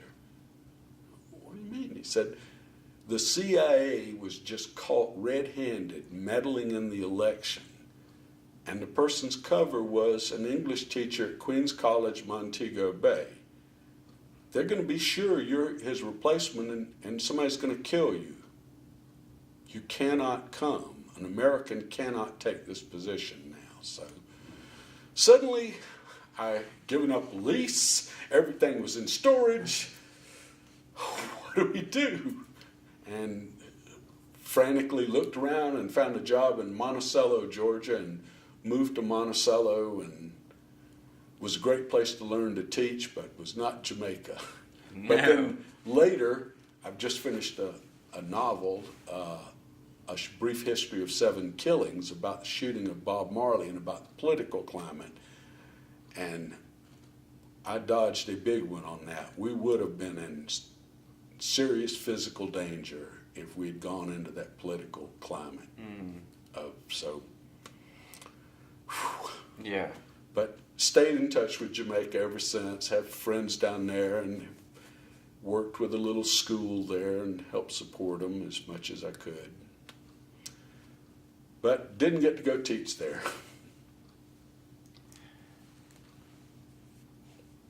And so that gets into a bit of your career. So you came to Emory and continued pursuing biology and then added humanities? I added humanities my junior year because I decided I do not want to go to med school. That's not what I want to do. And so I gotta have some alternative. Mm-hmm. Got to get a diploma, got to get out of this place. And I really went into kind of a meltdown for a while because it seemed like I was locked into pre-med and there wasn't anything I could do but keep sliding down this. And so I just kind of went to pieces for a while, and then had some people talk to me and said, "Well, try humanities. You ever think about that?" And "Well, what do you have to do in humanities?" "You read a lot." And I said, "That's me." So I shifted into humanities, and it was great last year. Yeah.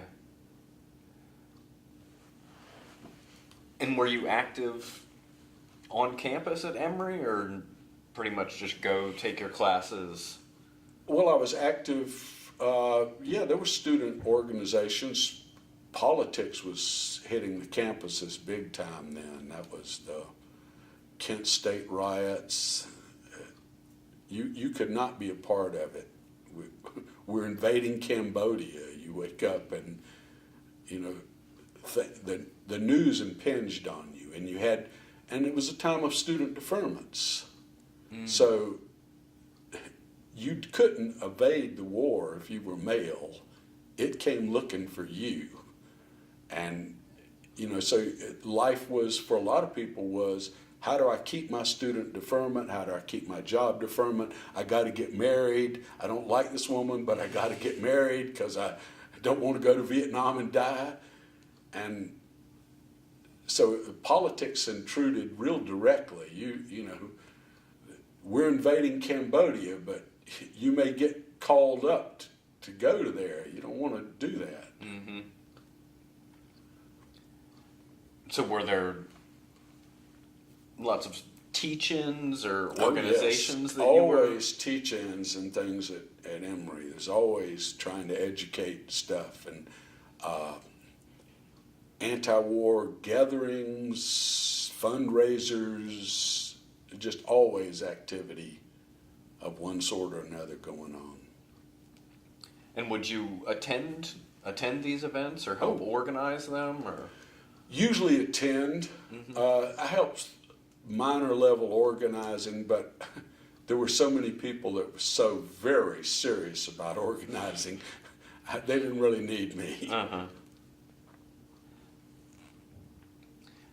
And when you graduate from Emory with your degree in humanities, at that point you had already sort of had that vocational meeting, or... Yeah, I'd shifted my junior year when I took up humanities. I still had a biology major, and my father could still, even at 30, my father was going, well, you know, guys your age still go back to med school. He never gave up. But did you know that you were on a track to becoming a teacher? Yeah, I pretty well figured that's what I wanted to do. It seemed to fit. I was interested in so many things, and that seemed to fit. I'd done wine and cheese. I don't drink. I won an award as a wine salesman, just BS.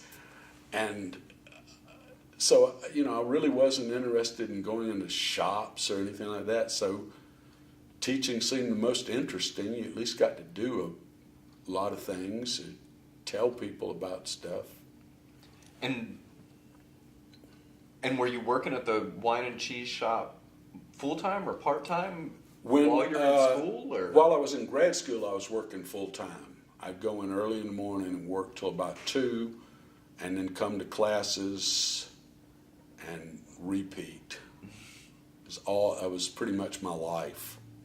And did you start that after you graduated Emory, or? Yeah, I graduated Emory, got admitted to grad school here in English.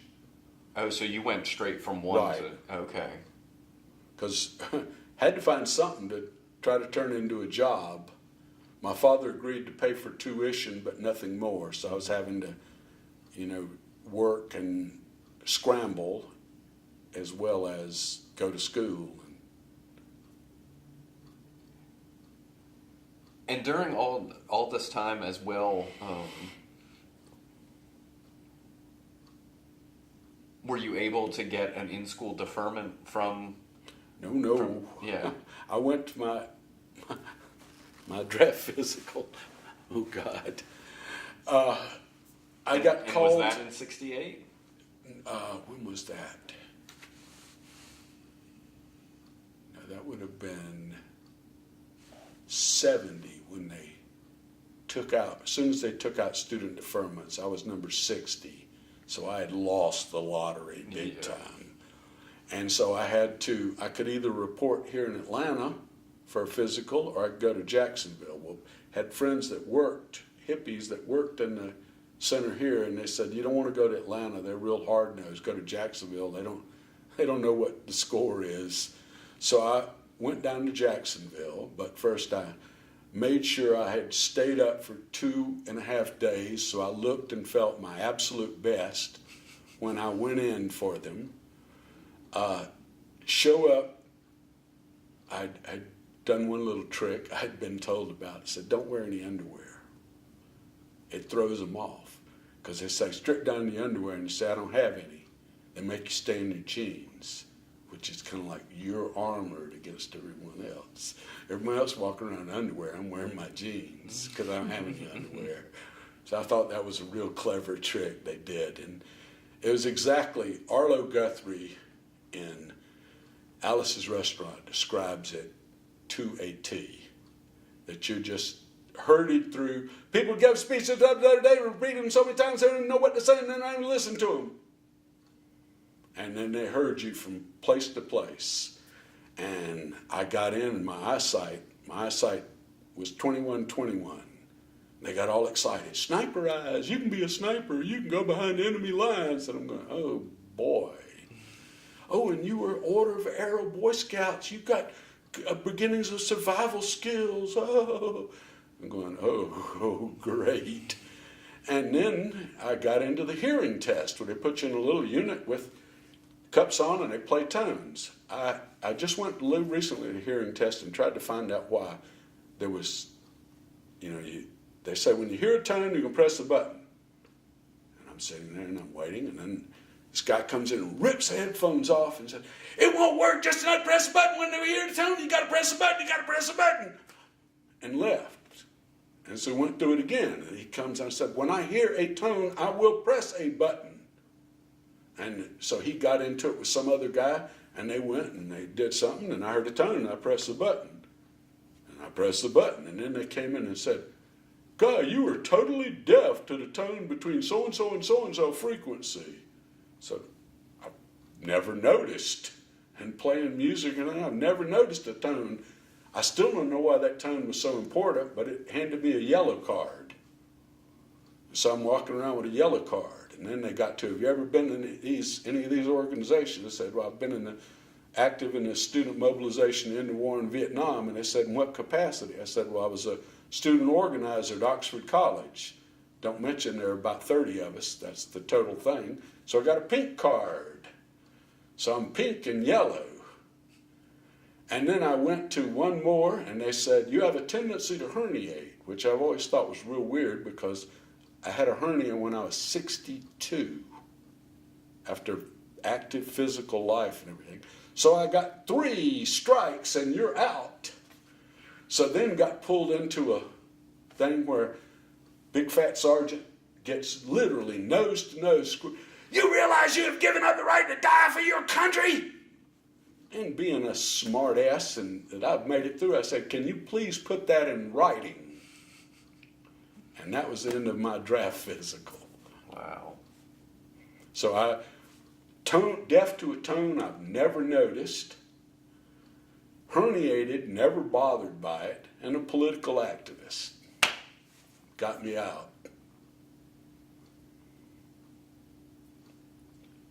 Good cards to carry. Yeah, I thought so. As people were by the time I got to people, and they were really giving me the distance and the lines, like, I don't know what he's done, but he's got 3 cards. You better stay away from it. You know, and there are people going, well, what did you do? Well, I killed 3 people, and then, all right, next. They don't give them a card, and they're going, what did this guy do? They're giving him cards.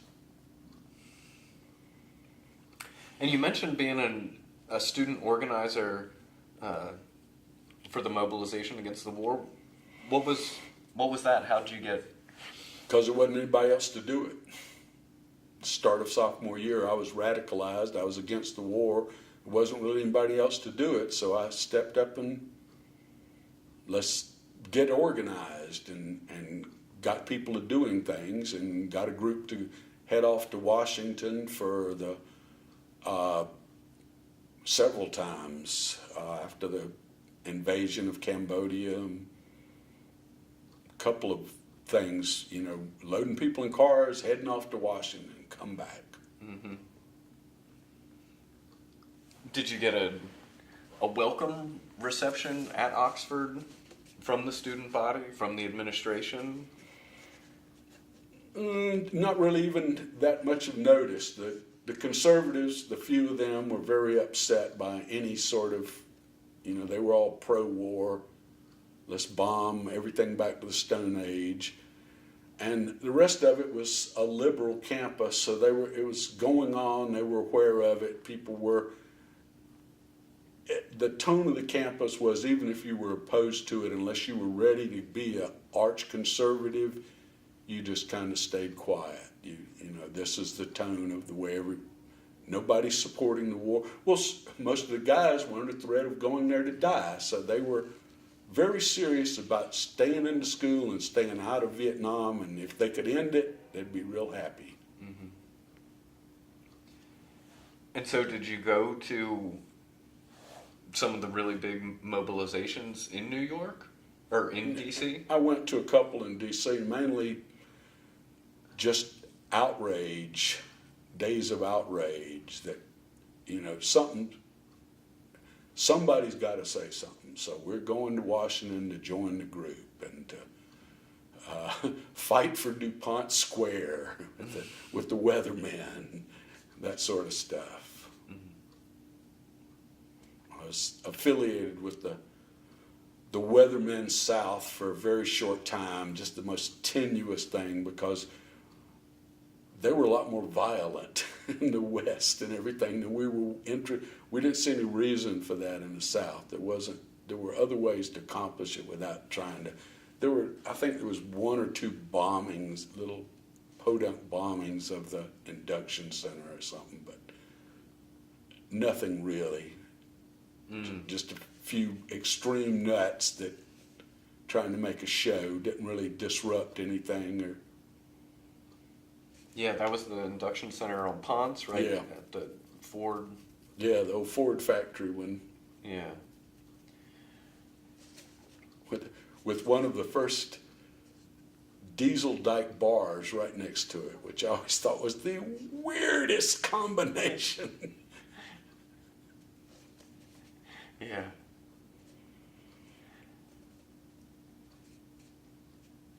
How aware were you of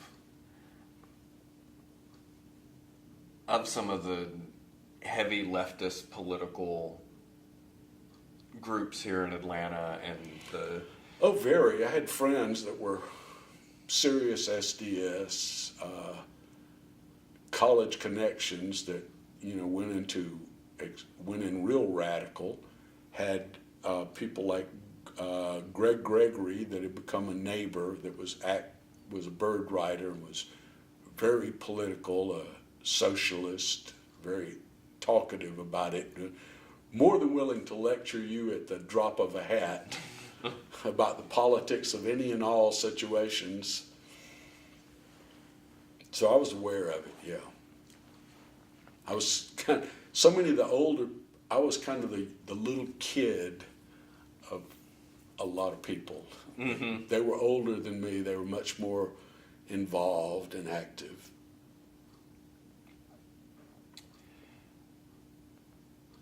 And being around the bird pretty much its whole run, what sort of changes or evolutions did you see? Or how did you perceive what was going on at the bird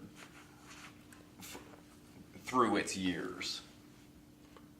I always thought it was the mainstay of the community, the counterculture umbrella, the civil rights, all types of sexual politics, basic freedoms, music, movies, censorship in Atlanta.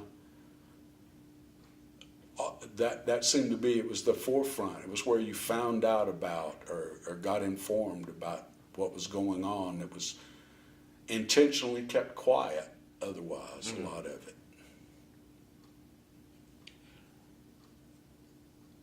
Did you pal around with the folks that were on staff or writing for the bird, or?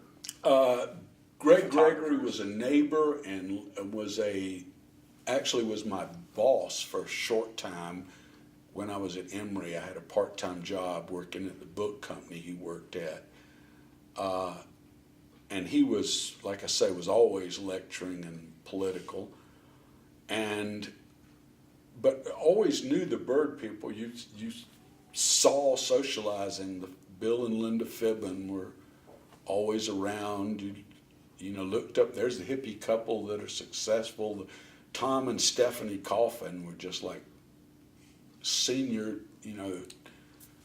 I thought the earth moved when they walked. They had done such incredible things and actually made things happen, organized things, and kept it all together. And Carter Tomasi there was a house on 8th Street called the Zoo at 8th and Penn that Bongo rented some of the apartments as crash pads for street people.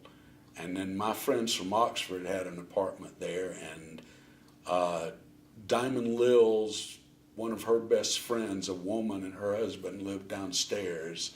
So you had all these people that were always around this house, and Carter was in and out of that and could always tell you what was going on down at the Bird. So we kept in touch with the Bird through Carter as much as anything. Mm. And would you go to the offices to pick up your papers weekly? Yeah, I'd usually stop by and pick some up. When I was at Oxford, I would get them mailed, and then I started selling so many that I just stopped buying, pick up a load of them, and might make several trips by during the.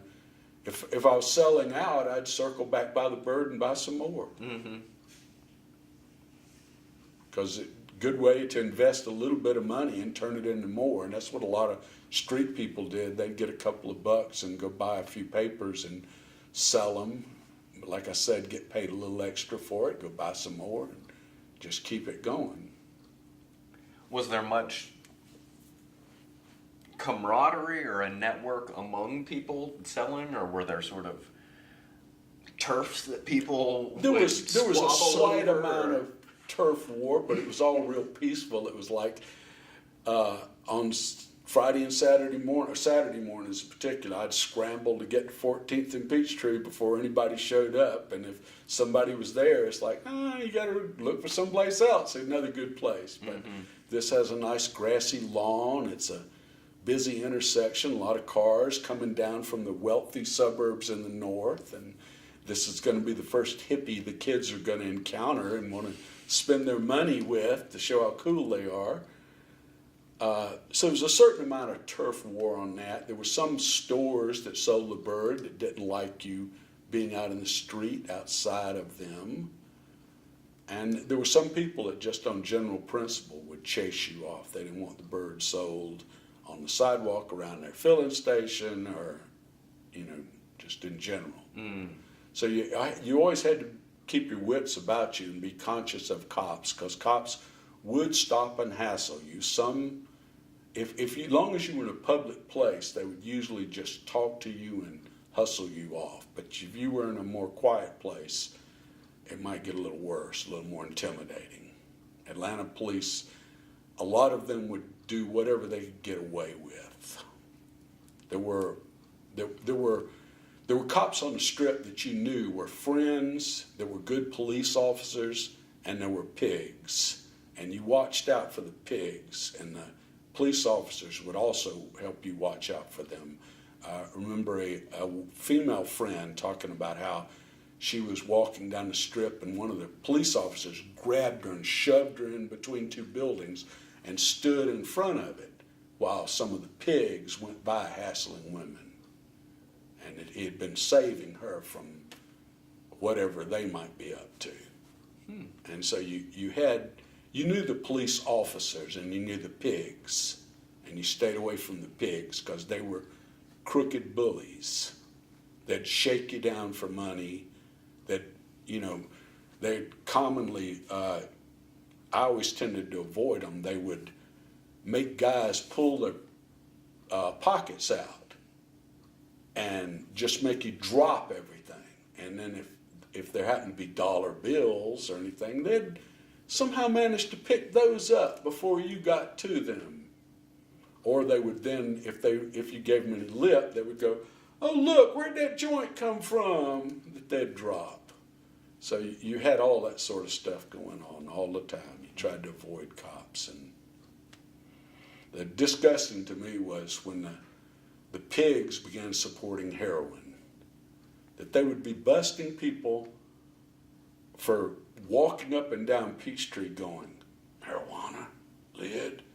But then on 11th Street, they would lay out blankets and have heroin and fill syringes, and the pigs would stand by and guard them.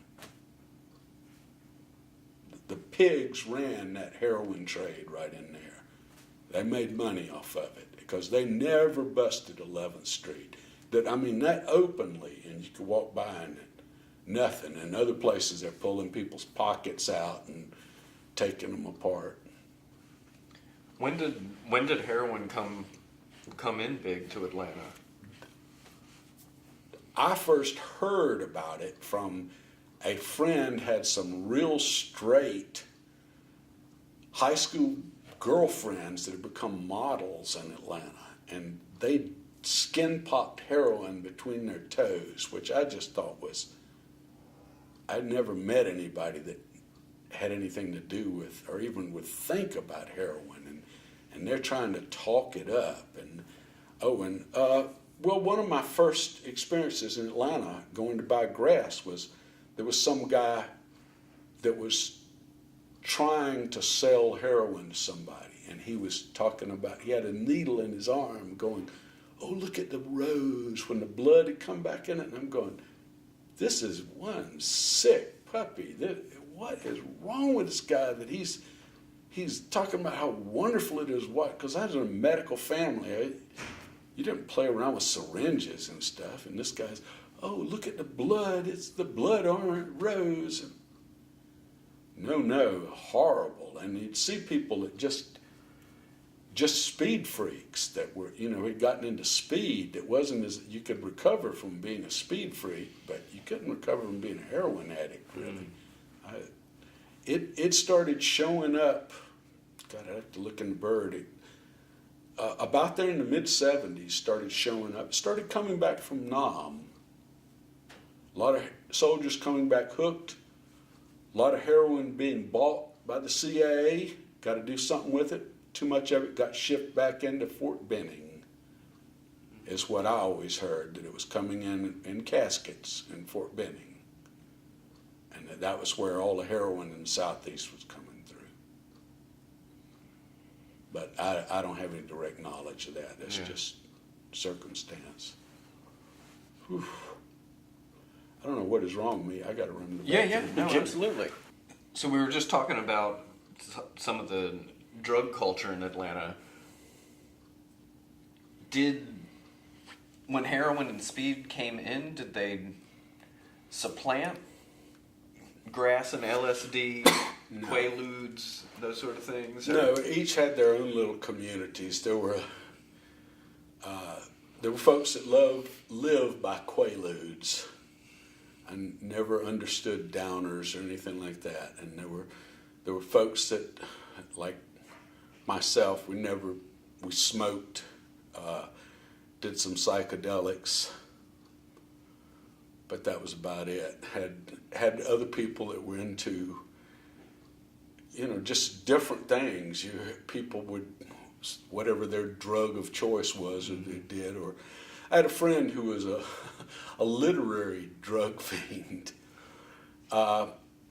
He liked to, if he's reading a novel that supposedly was written under the influence of opium, he would smoke opium to read it. And he was one of the few people I ever knew that he got hold of some heroin, he didn't shoot it, but he snorted it because of Genet, I think it was, novel written under heroin anyway. And so he wanted to see it, and asking him later, and he said, I just thought miserable. He said, if I wanted to do that, he said, I'd just get lukewarm water, wrap myself up in blankets, and sit in the water. You don't feel anything.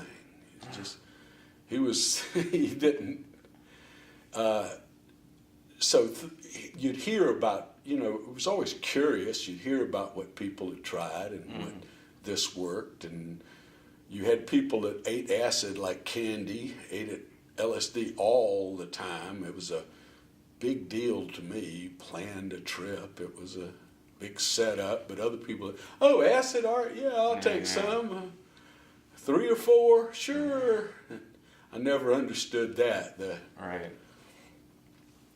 I always thought it was a learning experience and a trip, but some people it was just like intoxication. Mm-hmm.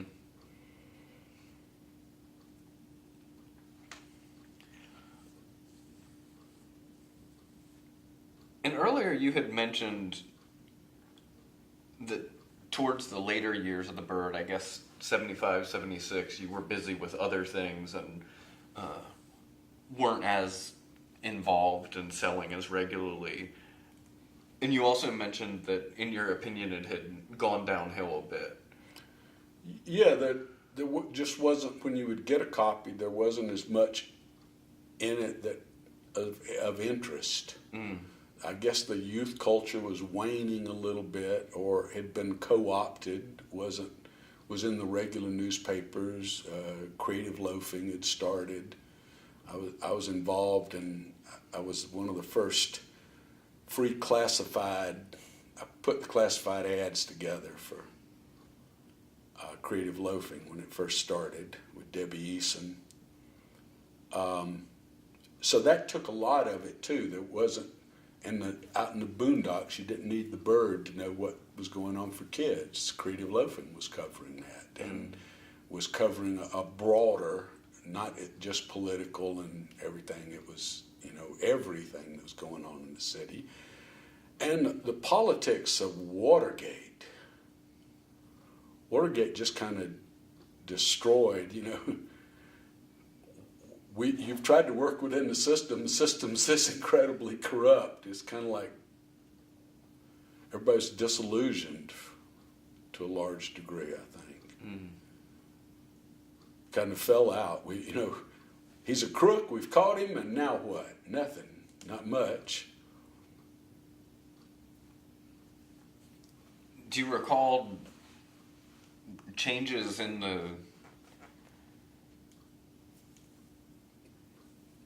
sort of topically what the Bird was covering at the time or not covering? Well, like I say, not as much, there wasn't as much youth culture happening. It had become, the weekend scene in Piedmont Park had become just overwhelmed madhouse because it was the scene. And anybody that wanted to break a band had to get them on stage in Piedmont Park to be seen in Atlanta. That was like, so it wasn't fun to go, you couldn't go hang out with your friends. It was a mob scene all the time. And you got a lot of kids that don't know how to behave. They're out, running wild, basically. And a lot of them getting alcohol. They're too young and they're acting stupid. And at that time, the age of alcohol was down to 18. So you had drunken 18-year-olds everywhere. Boone's Farm, crazy young girls that don't know how to behave, getting taken advantage of and acting out. And so the scene just kind of, the value of it, like the moral center or something, fell out for a while. Nobody really knew what was going on, it seemed like. Everything was disoriented.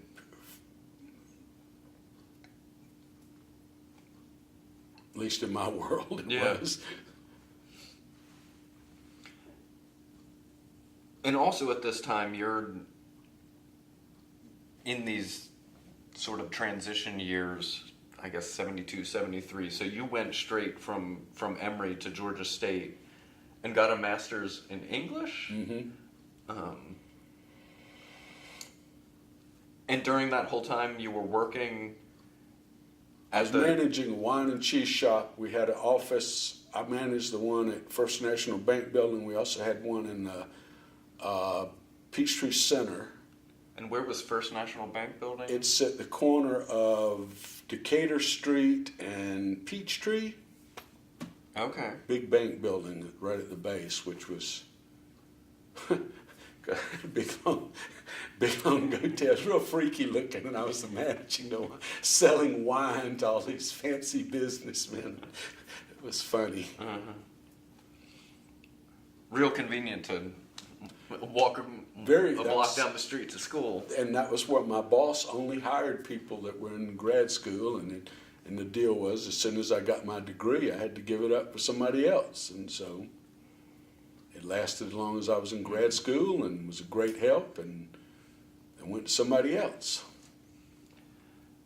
So when you were in grad school, what sort of area of English did you gravitate towards most?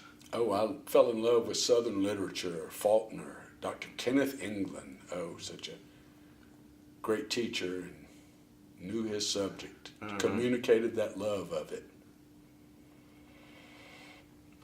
And, I can't think of a book that I was forced to read in grad school that I didn't end up loving and ever after, even some that I'm going, oh God, my coy mistress.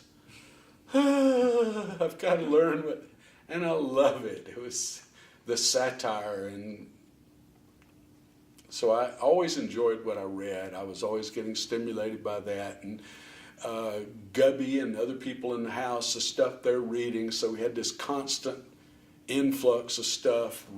Reggae had hit real big. I think reggae music was playing in our house 24/7.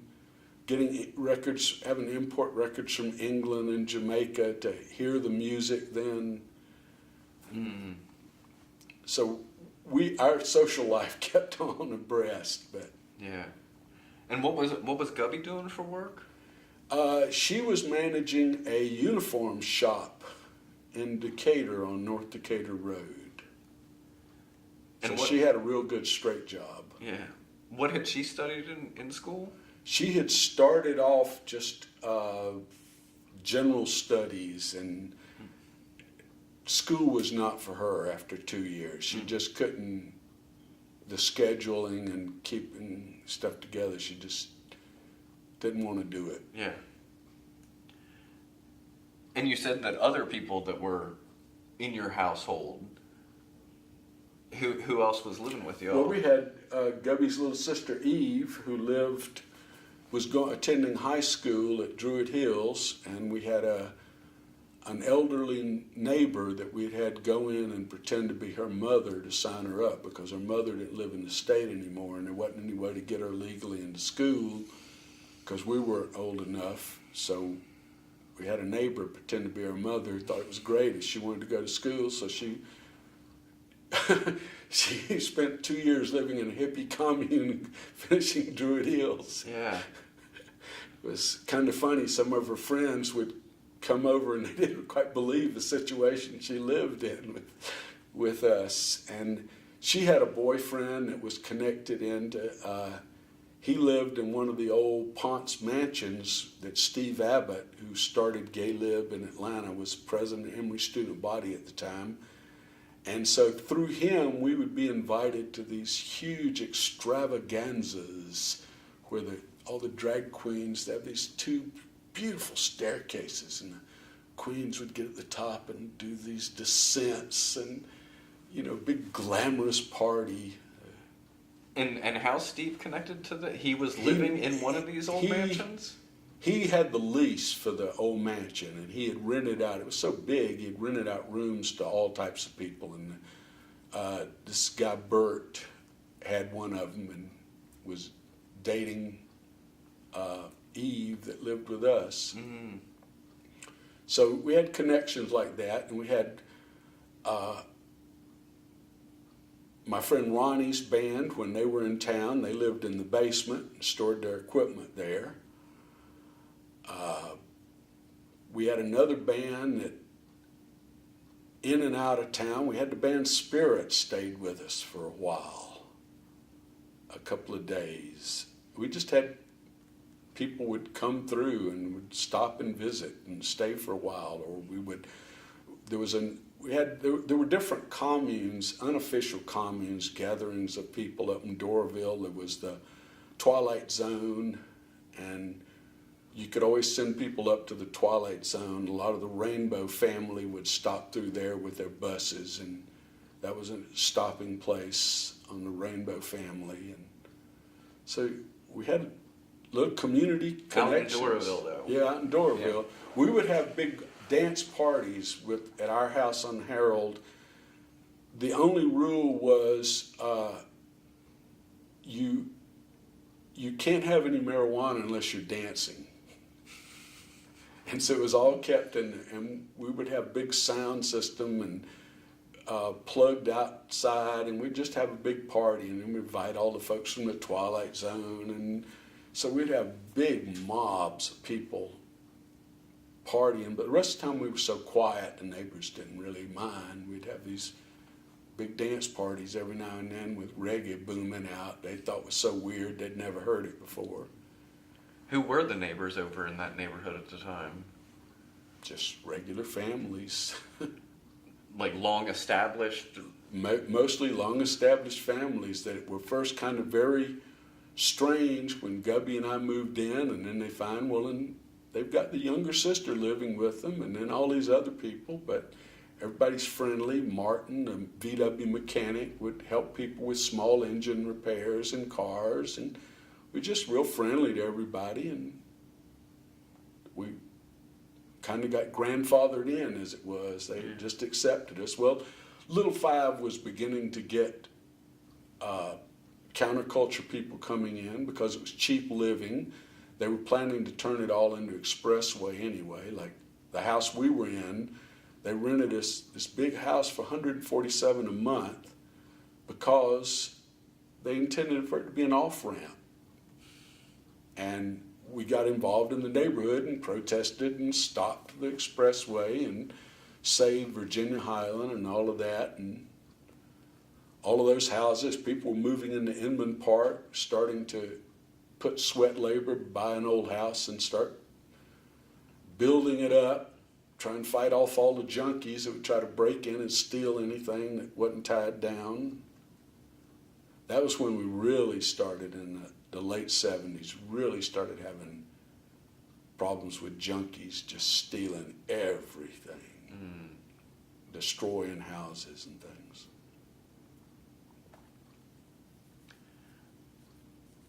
So were you involved in a lot of neighborhood things there in, and is Harold? Harold's off McClendon. It's Lake More Claire. In Lake Claire, okay, yeah.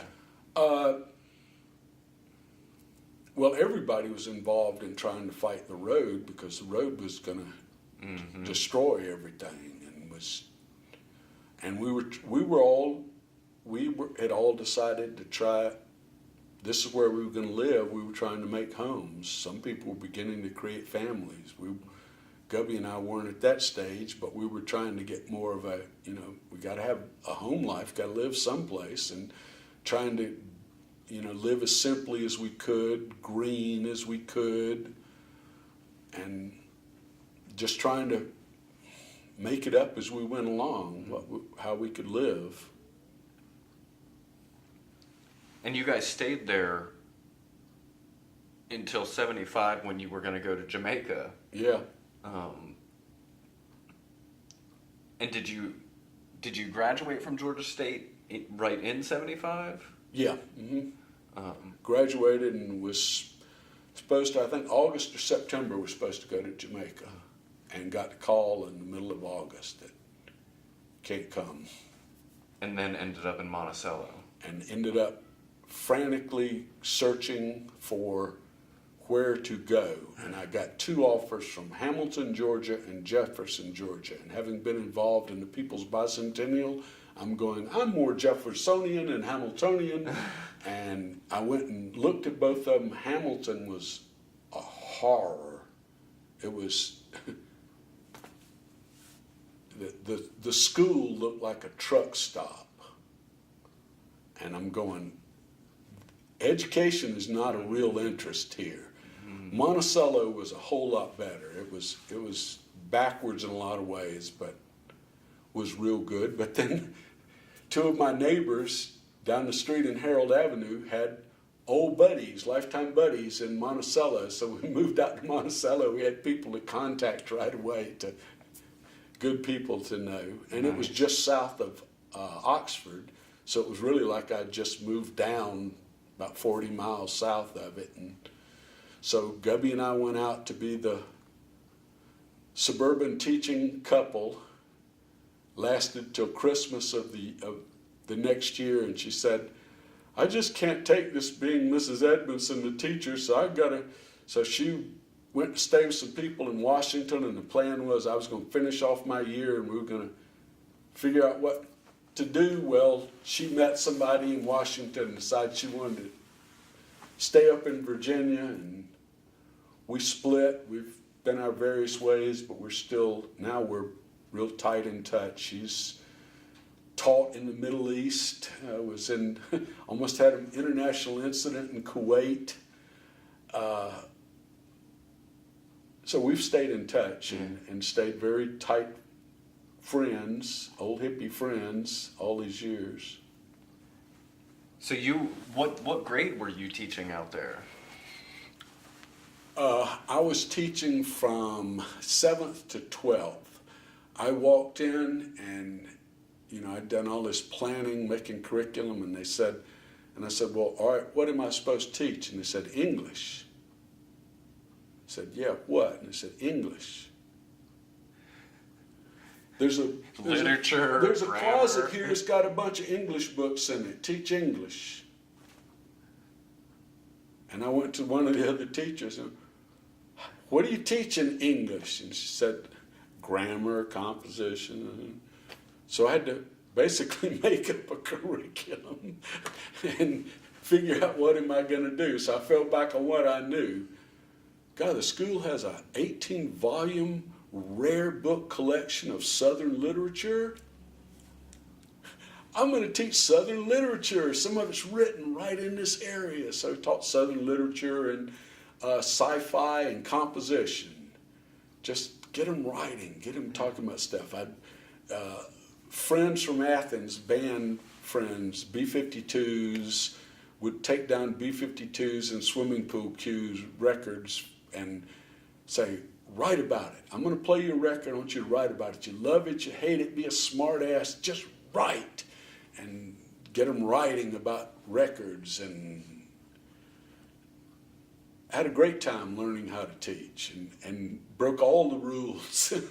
But that's the way to learn to teach. And had you been trained to teach at all? Like you got a degree in English, not in education. I had taken courses in curriculum design and things like that as a side thing of it. But really, no, didn't know. Worked on the assumption you walk in and you're handed a curriculum, which is the way it usually happens. Here's what you're going to teach, not teach English. And Gubby was also teaching out there? Because they wanted me so badly with the Emory degree, she had been working, had gone to work at CETA here helping with a child care. I'd always liked helping with child care. And so bumped in. And what was CETA?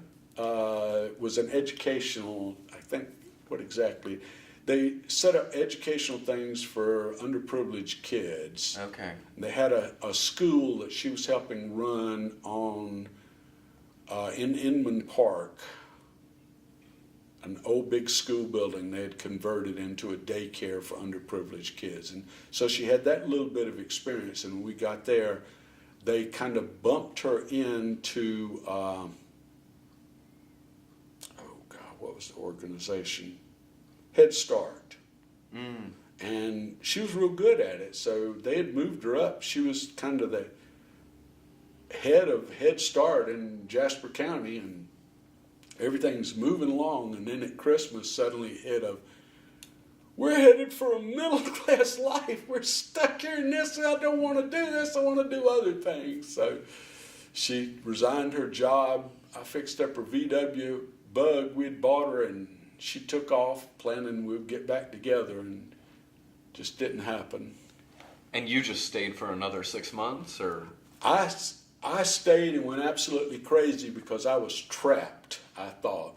And then a friend who was a lawyer said, I can get you out of this contract in a second if you want out. So it was, what do I want to do? So I decided, well, I might as well stay here. And so I stayed another couple of years and learned to teach, had a great time. And then civil rights, racism reared its ugly head. Jasper County still has a white segregation academy in the county schools that are mostly black. I was in the county school, known colloquially as the nigger school in Jasper County, unfortunately.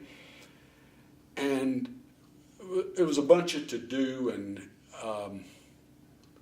it kind of came to a head that some of the local racists, me, a Jewish teacher, and two black guys were much too liberal, and they wanted us gone. We had a scene like out of In the Heat of the Night with armed showdown on the courthouse. Got out of it, and so the four of us commuted. We immediately moved to Atlanta to friends or houses and commuted. There was actually an armed showdown? With rifles, and protected by our principal, who was known as the dead shot of the county. And when they heard, "Who goes first?" that put an end to it. And why were you guys at the courthouse? We'd put on a musical at high school, Grease, and one of the local segregation academy hotshots he didn't like the fact that his girlfriend was appearing on stage singing with Negroes. And so he decided to get drunk and come spin donuts through the parking lot where the kids are gathered to go on stage and gathered. Well, I'm playing drums with a band, so I'm dressed up like a grease hoodlum, so he didn't know I was a teacher, I guess.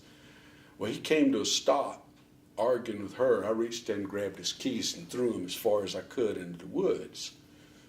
Well, his daddy did not like that. So they came with the police and arrested me, took me away in handcuffs. And when the Jewish teacher spoke up, they decided to take him too. And so they took us both to the county, and they were about to take us in the basement of the jail where bad things happened. It didn't get reported. And our principal, like I said, is known as a no-nonsense, built his own flintlocks and was a dead shot with them. So they knew with a modern rifle he was a dead shot. And they were trying to take us in and heard him, "Who goes first?" And they're trying to figure out what to do with a standoff. And then a lot of the local African Americans and some of the white parents that knew what was going on all pull up in their trucks, so there's an audience. So they had to let us go, but they let us know they were going to be watching. And so we went in and out as a group of 4 in a car, and we let people know when we entered the county. We called, and so there were people in the county that knew the teachers are coming in, the teachers are going. We finished out the school year and never went back. So the 4 of you all relocated to All Atlanta. relocated. We had to. It was Yeah. immediate. The 2 black guys were from there. They were part of big families, but they relocated to Atlanta for safety. So the civil rights never totally went away. Segregation in places like that. That was how they still did it. Was they quietly take people in the basement and beat them up or whatever, and it's never reported. Jasper County was famous for Murder Creek, where 2 African Americans in I think the 50s were convicted of these dumb guys tried to steal rolls of barbed wire, and they wrapped themselves up in it and tried to swim the river. Can you imagine that?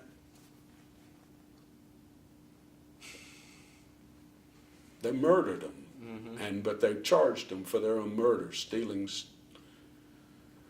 barbed wire. And Murder Creek was very well known and talked about, and you knew who the segregation places were. They filmed a movie there, Bingo Long and the Traveling All-Stars, with with a black comedian. But anyway, the local segregation people put up signs in their windows so they couldn't be used in the movie advertising. It was 1976, and tried to do everything they could to disrupt this movie. And then the Heat of the Night was starting to film down there, and Dukes of Hazzard. So there's this influx of attention, so they couldn't do things the way they had always done before. And so there's a lot of turmoil. What do you mean we can't just beat people up we don't like, or burn their houses down, or things like that? Gosh, no fun. So that's my exciting story, how I came to Atlanta. So you came back, and where did you settle when you came back, and what did you pick up doing? I moved into a friend on Arizona Avenue, was just moving out of her apartment, and so I moved in with her for a month, and then it became my apartment when she moved out. And I stayed there till I got married and moved in the house on Lakeshore Drive where I am still living, have just gotten divorced, and now it's my house. So I've pretty well stayed in that same neighborhood. Yeah, I within love a it. couple blocks. Yeah. Yeah. I've always loved it. Well, it's convenient for teaching at Georgia State, convenient to Emory, doctors at Emory, Emory cultural events, convenient to teaching at the children's school, convenient to DeKalb County, a nice central location. Parks, great walking around. Yeah. Now you just Wonderful gotta place. fight your taxes and all the new neighbors that have moved in over there. Yeah, I thought I was being priced out of it. I did not think I was going to afford to stay, and managed to, by the skin of my teeth, refinance my house. And people, I'm paying a monthly mortgage less than a lot of people are for 1.5 bedroom apartments in that area. But it's getting so congested, I don't know. A few more years, I may be ready to leave. Yeah. It's changed a lot over there. It's constantly changing, but it has very much. So when you came back, what year would that be that you came back? 79, 80? 79. Would have been June of 79. Had to get out of Monticello. And did you come back and start teaching here in Atlanta, or did you? I came back and started applying and got a job in DeKalb County because I wanted to be needed. I was offered jobs at Lakeside and some of the fancier high schools, but I didn't feel needed there. And so I ended up at the other teacher who had left with me. The two of us got jobs at the same school in the south end of DeKalb County at Walker High, #1 in the state in suspensions, the worst school in metro Atlanta supposedly at the time, and went in teaching there and basically stayed with DeKalb County. Teaching English still? I was teaching English, but then I had come back and gotten a gifted certification. And so I was beginning to teach gifted classes, but there weren't many gifted students at Walker. And so I was teaching those few, and I had to take a teacher class to keep up my certificate. And one of the classes they offered was Introduction to Apple Computer. I went to it, and I'd always kind of dreamed of a computer without knowing that was what I was dreaming of, something to put information together. I left my second meeting of the Apple class and drove out and bought myself one and basically fell into it for 1.5 years, and that was all I did was computing. I got a job teaching for DeKalb County they then owned DeKalb Community College, and I was a teaching adjunct. I taught people how to use spreadsheets, database, and word processors. You had to take my class to take any business classes, which was real odd. So I was teaching that and had just really gotten involved in computing, and through teaching it there was hooked into ARPANET, so suddenly was making contact with the West Coast and all of these things that are going on, and just thought that was fascinating. Thought I was getting fired at DeKalb County. They called me into Building B, the big administration building, which usually meant if you called a Building B, you've messed up and you're about to be told why you're getting fired. So I walked in, sat down behind the conference table, and the guy said, "Do you have any questions?"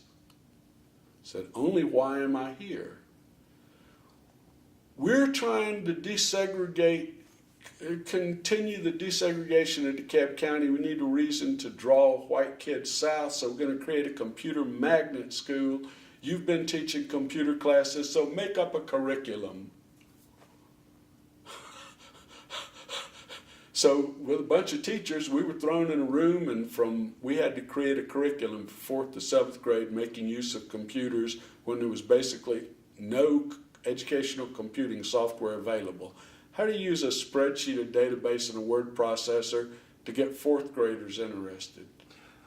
I picked up on logo and started teaching logo coding, and so then that became the basis of the school, and just kept growing with that. That's kept growing, and then a colleague from Georgia State, I'd retired and been retired for several years, called me up and said, "Could you cover for me for 3 months teaching coding? I have a brain tumor." Well, she's all right, but she didn't come back. I taught her position for 2 years, and I'm still a sub there, still teaching coding to kids. So it's my parallel course in coding has taken off. Yeah. So you started teaching in DeKalb County this coding stuff in the early 80s. And well, I would have a class the one day a week when I could check out the Apple computer in the school. I would, after school, teach kids a little basic, and that was how it started. And then I got a summer job with a place to teach logo, and I just fell for logo. I thought, this is education and computing. This is it. And so came back with it, trying to push that on every student I possibly could. And it got noticed by somebody at Building B. I don't know how, but got noticed. And so you did that for, when did you ultimately retire? 2006. I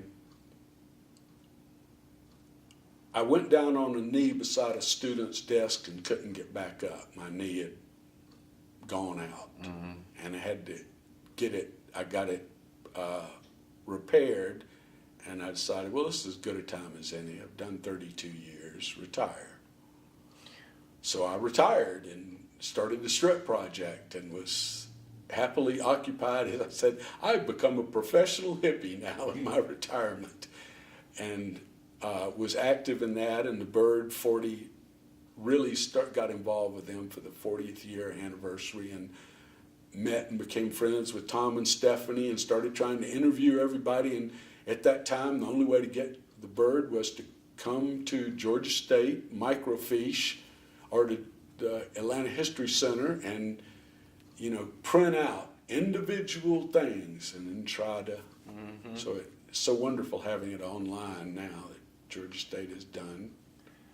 But from 79 to 86, you were in DeKalb County schools. Yes. Okay.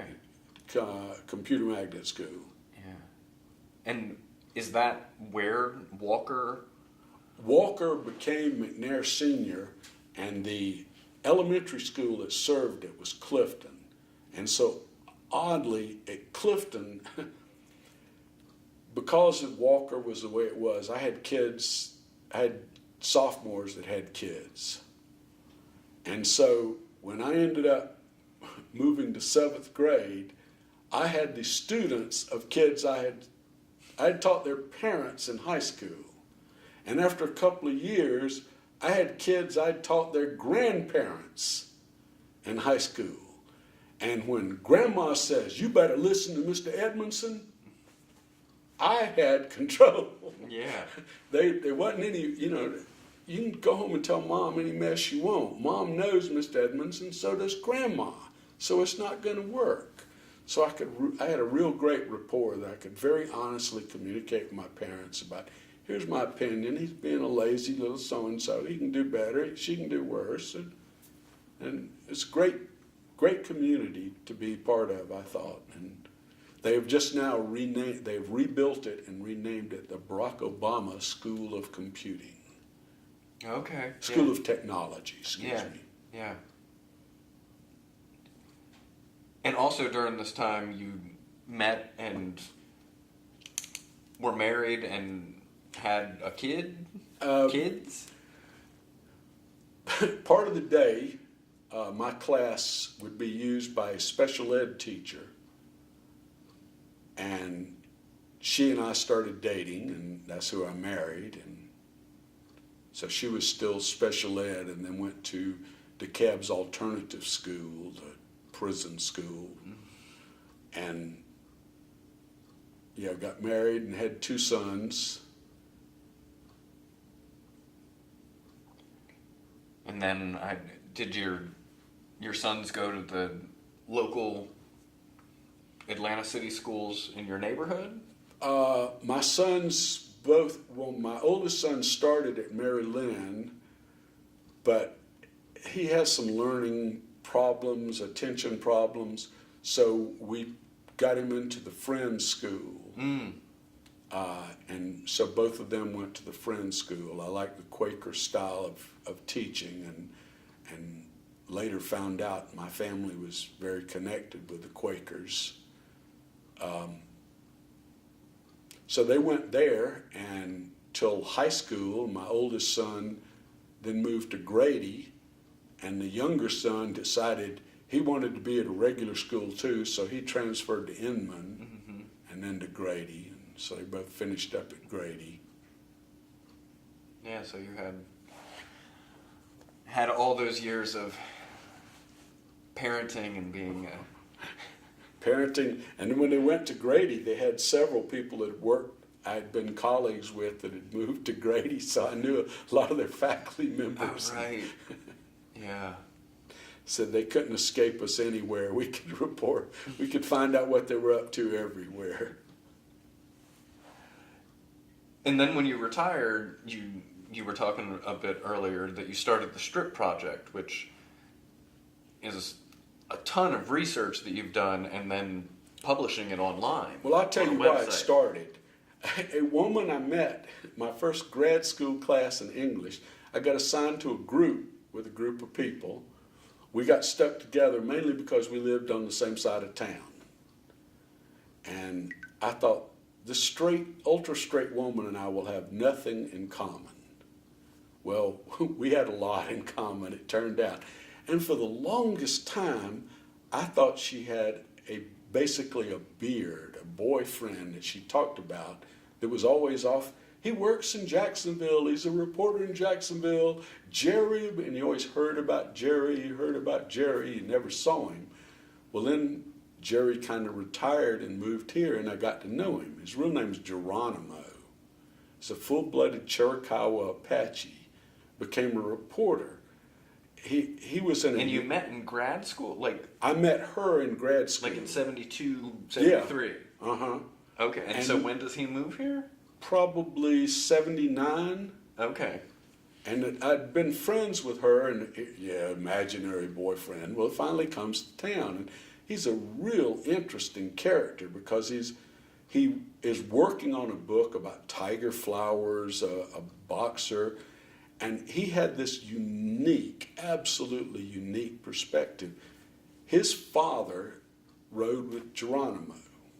There are pictures of grandfather rode with Geronimo. There are pictures of what he called the old Indian. And they put him in the dry tortugas in prison when they captured him. Well, the women all secretly made their way to Alabama too. They knew where they were, and they came and camped. Well, when they finally let him out of prison, Alabama law says if you aren't white, you are black. So he's a full-blooded Chiricahua Apache, raised as a black boy in Alabama, till he reached 18 and got drafted. And the U.S. Army says, if you aren't black, you are white. And so he says, I'm a red, black, white man. And so he said in college, or he came back from the Army, he discovered all he had to do was both his IDs. If he wants to chase a black girl, he pulls out his Alabama state ID, identifying him as a black man, he's totally legal to be here. If he wants to chase a white girl or a Mexican girl, he pulls out his Army ID, and he's a white man, and he has every right to be here. So he was a red, black, white man. And during the civil rights, he could jump both sides. He could get the story on either side. He could talk and be an old black man, or he could talk very formal and be a strange-looking Indian white guy. And Geronimo, all involved, and then moved into all of this, and he'd been in Jacksonville, and we would just get to talking and telling old stories about stuff. And he said, we got to write this stuff down before we're all dead or brain dead or dead. We got to write this down. And we kept having that conversation, and he died. Because he was a bit older than you. Yes, Yeah. and that kicked me in the rear. That I wish I had recorded Geronimo, the chief, talking about some of these tales. Unbelievable memory and stuff he had talked to, people he had met, and civil rights leaders, just all types of black performers, because he'd been in the newspaper industry for so long, had been interviewing people and whatever. And so I decided, got to start. So I did. I used what little bit I knew about making a website and created a HTML site and started interviewing people, started collecting the birds, started all the stuff I've got in my memories. That's all I got is me, that I know what I did. I can tell this, good, bad, indifferent. I'll just lay it out. I always loved Henry Miller, just warts and all, here it is. It's the truth, as honest as I can make it. I know I'm prejudiced and I lie some degree because humans do that, but here it is. So just started working on it, and then a friend who'd been kind of like my big sister, Patty Kunkel, was real involved in Little 5 Points and the IFO, the Grateful Dead people. She got involved in it, and she's a real mover and shaker. So Patty could open almost any door, and then I could interview them and collect the stuff. So between the two of us, we have continued to collect everything we can. We've fallen off. We've both been health problems for a little bit, and family stuff, but are trying to get back into it, trying to focus more. But so much of it's been co-opted now. The Bird's online. We don't have to digitize individual articles. We just look up pointers to them that people are willing to talk about those times. They aren't as kind of ashamed, or they've reached the age they don't care anymore. They just tell people about what went on. Yeah, I did this. This is a stupid thing. I did this. Yeah. But it for so long has been the source online So for I found Atlanta during those years. So I found, and the number of people that from all over the world that were here that will find it and drop me a note or a picture or something. It for a few years it was just about overwhelming. There was so much coming in so fast, and in fact I lost a lot of it because I was using iWeb from Apple, and they quit supporting it. And so some of the stuff I could not rescue from online and put it back up. I finally got somebody to help me do a more modern site, and so I'm getting my learning curve back up so I can do something with it again. Yeah, it constantly changes.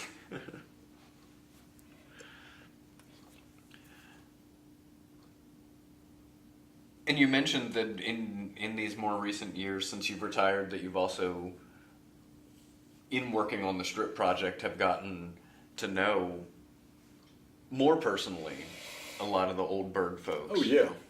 And been involved in their anniversaries. Yeah, I always considered myself the little street kid selling on the street, and so it was kind of intimidating to be invited to the first Bird, and street people, street sellers are part of the group too. And then I felt like I earned my right to be there with the 40th anniversary. It helped a lot getting things together with that. And do you see Bird folks regularly get together socially, or mainly for the annual potluck, or? Most often for that. I run into Bob Goodman around all the time. He's at every political organization or every parade or demonstration. Bob's always there. I run into Stephanie and Tom everywhere, it seems like. I love Stephanie's art. I'm trying to make time to get over to see her latest project. I've been trying to document that too, taking pictures of everything she does and documenting that, and documenting my son's art, what he does, and trying to keep myself busy and useful. Yeah. Sounds like you're doing a good job at it. Doing the best I can with what skills I've got. I wish I had more, but And so where we're at today, almost 50 years from the founding of the Bird, how do you reflect on and feel about that time? What's it mean to you? I don't know. I can't imagine life without that time. That life really opened up and became technicolor during that time for me. And I don't know whether that's just coming of age and opening up to the world, or that it was a more colorful time, that so many possibilities came online as possibilities. I think even 10 years before, the possible trajectories of the future would have been greatly more limited. Mm.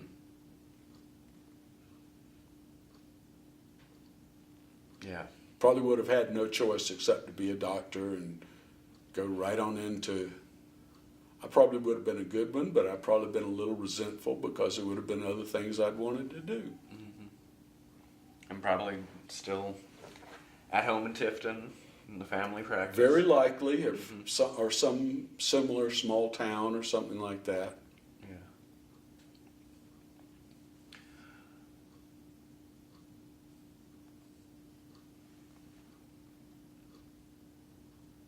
And what are some of the ideas and ideals? What is it that keeps you passionate today? What are the things driving you?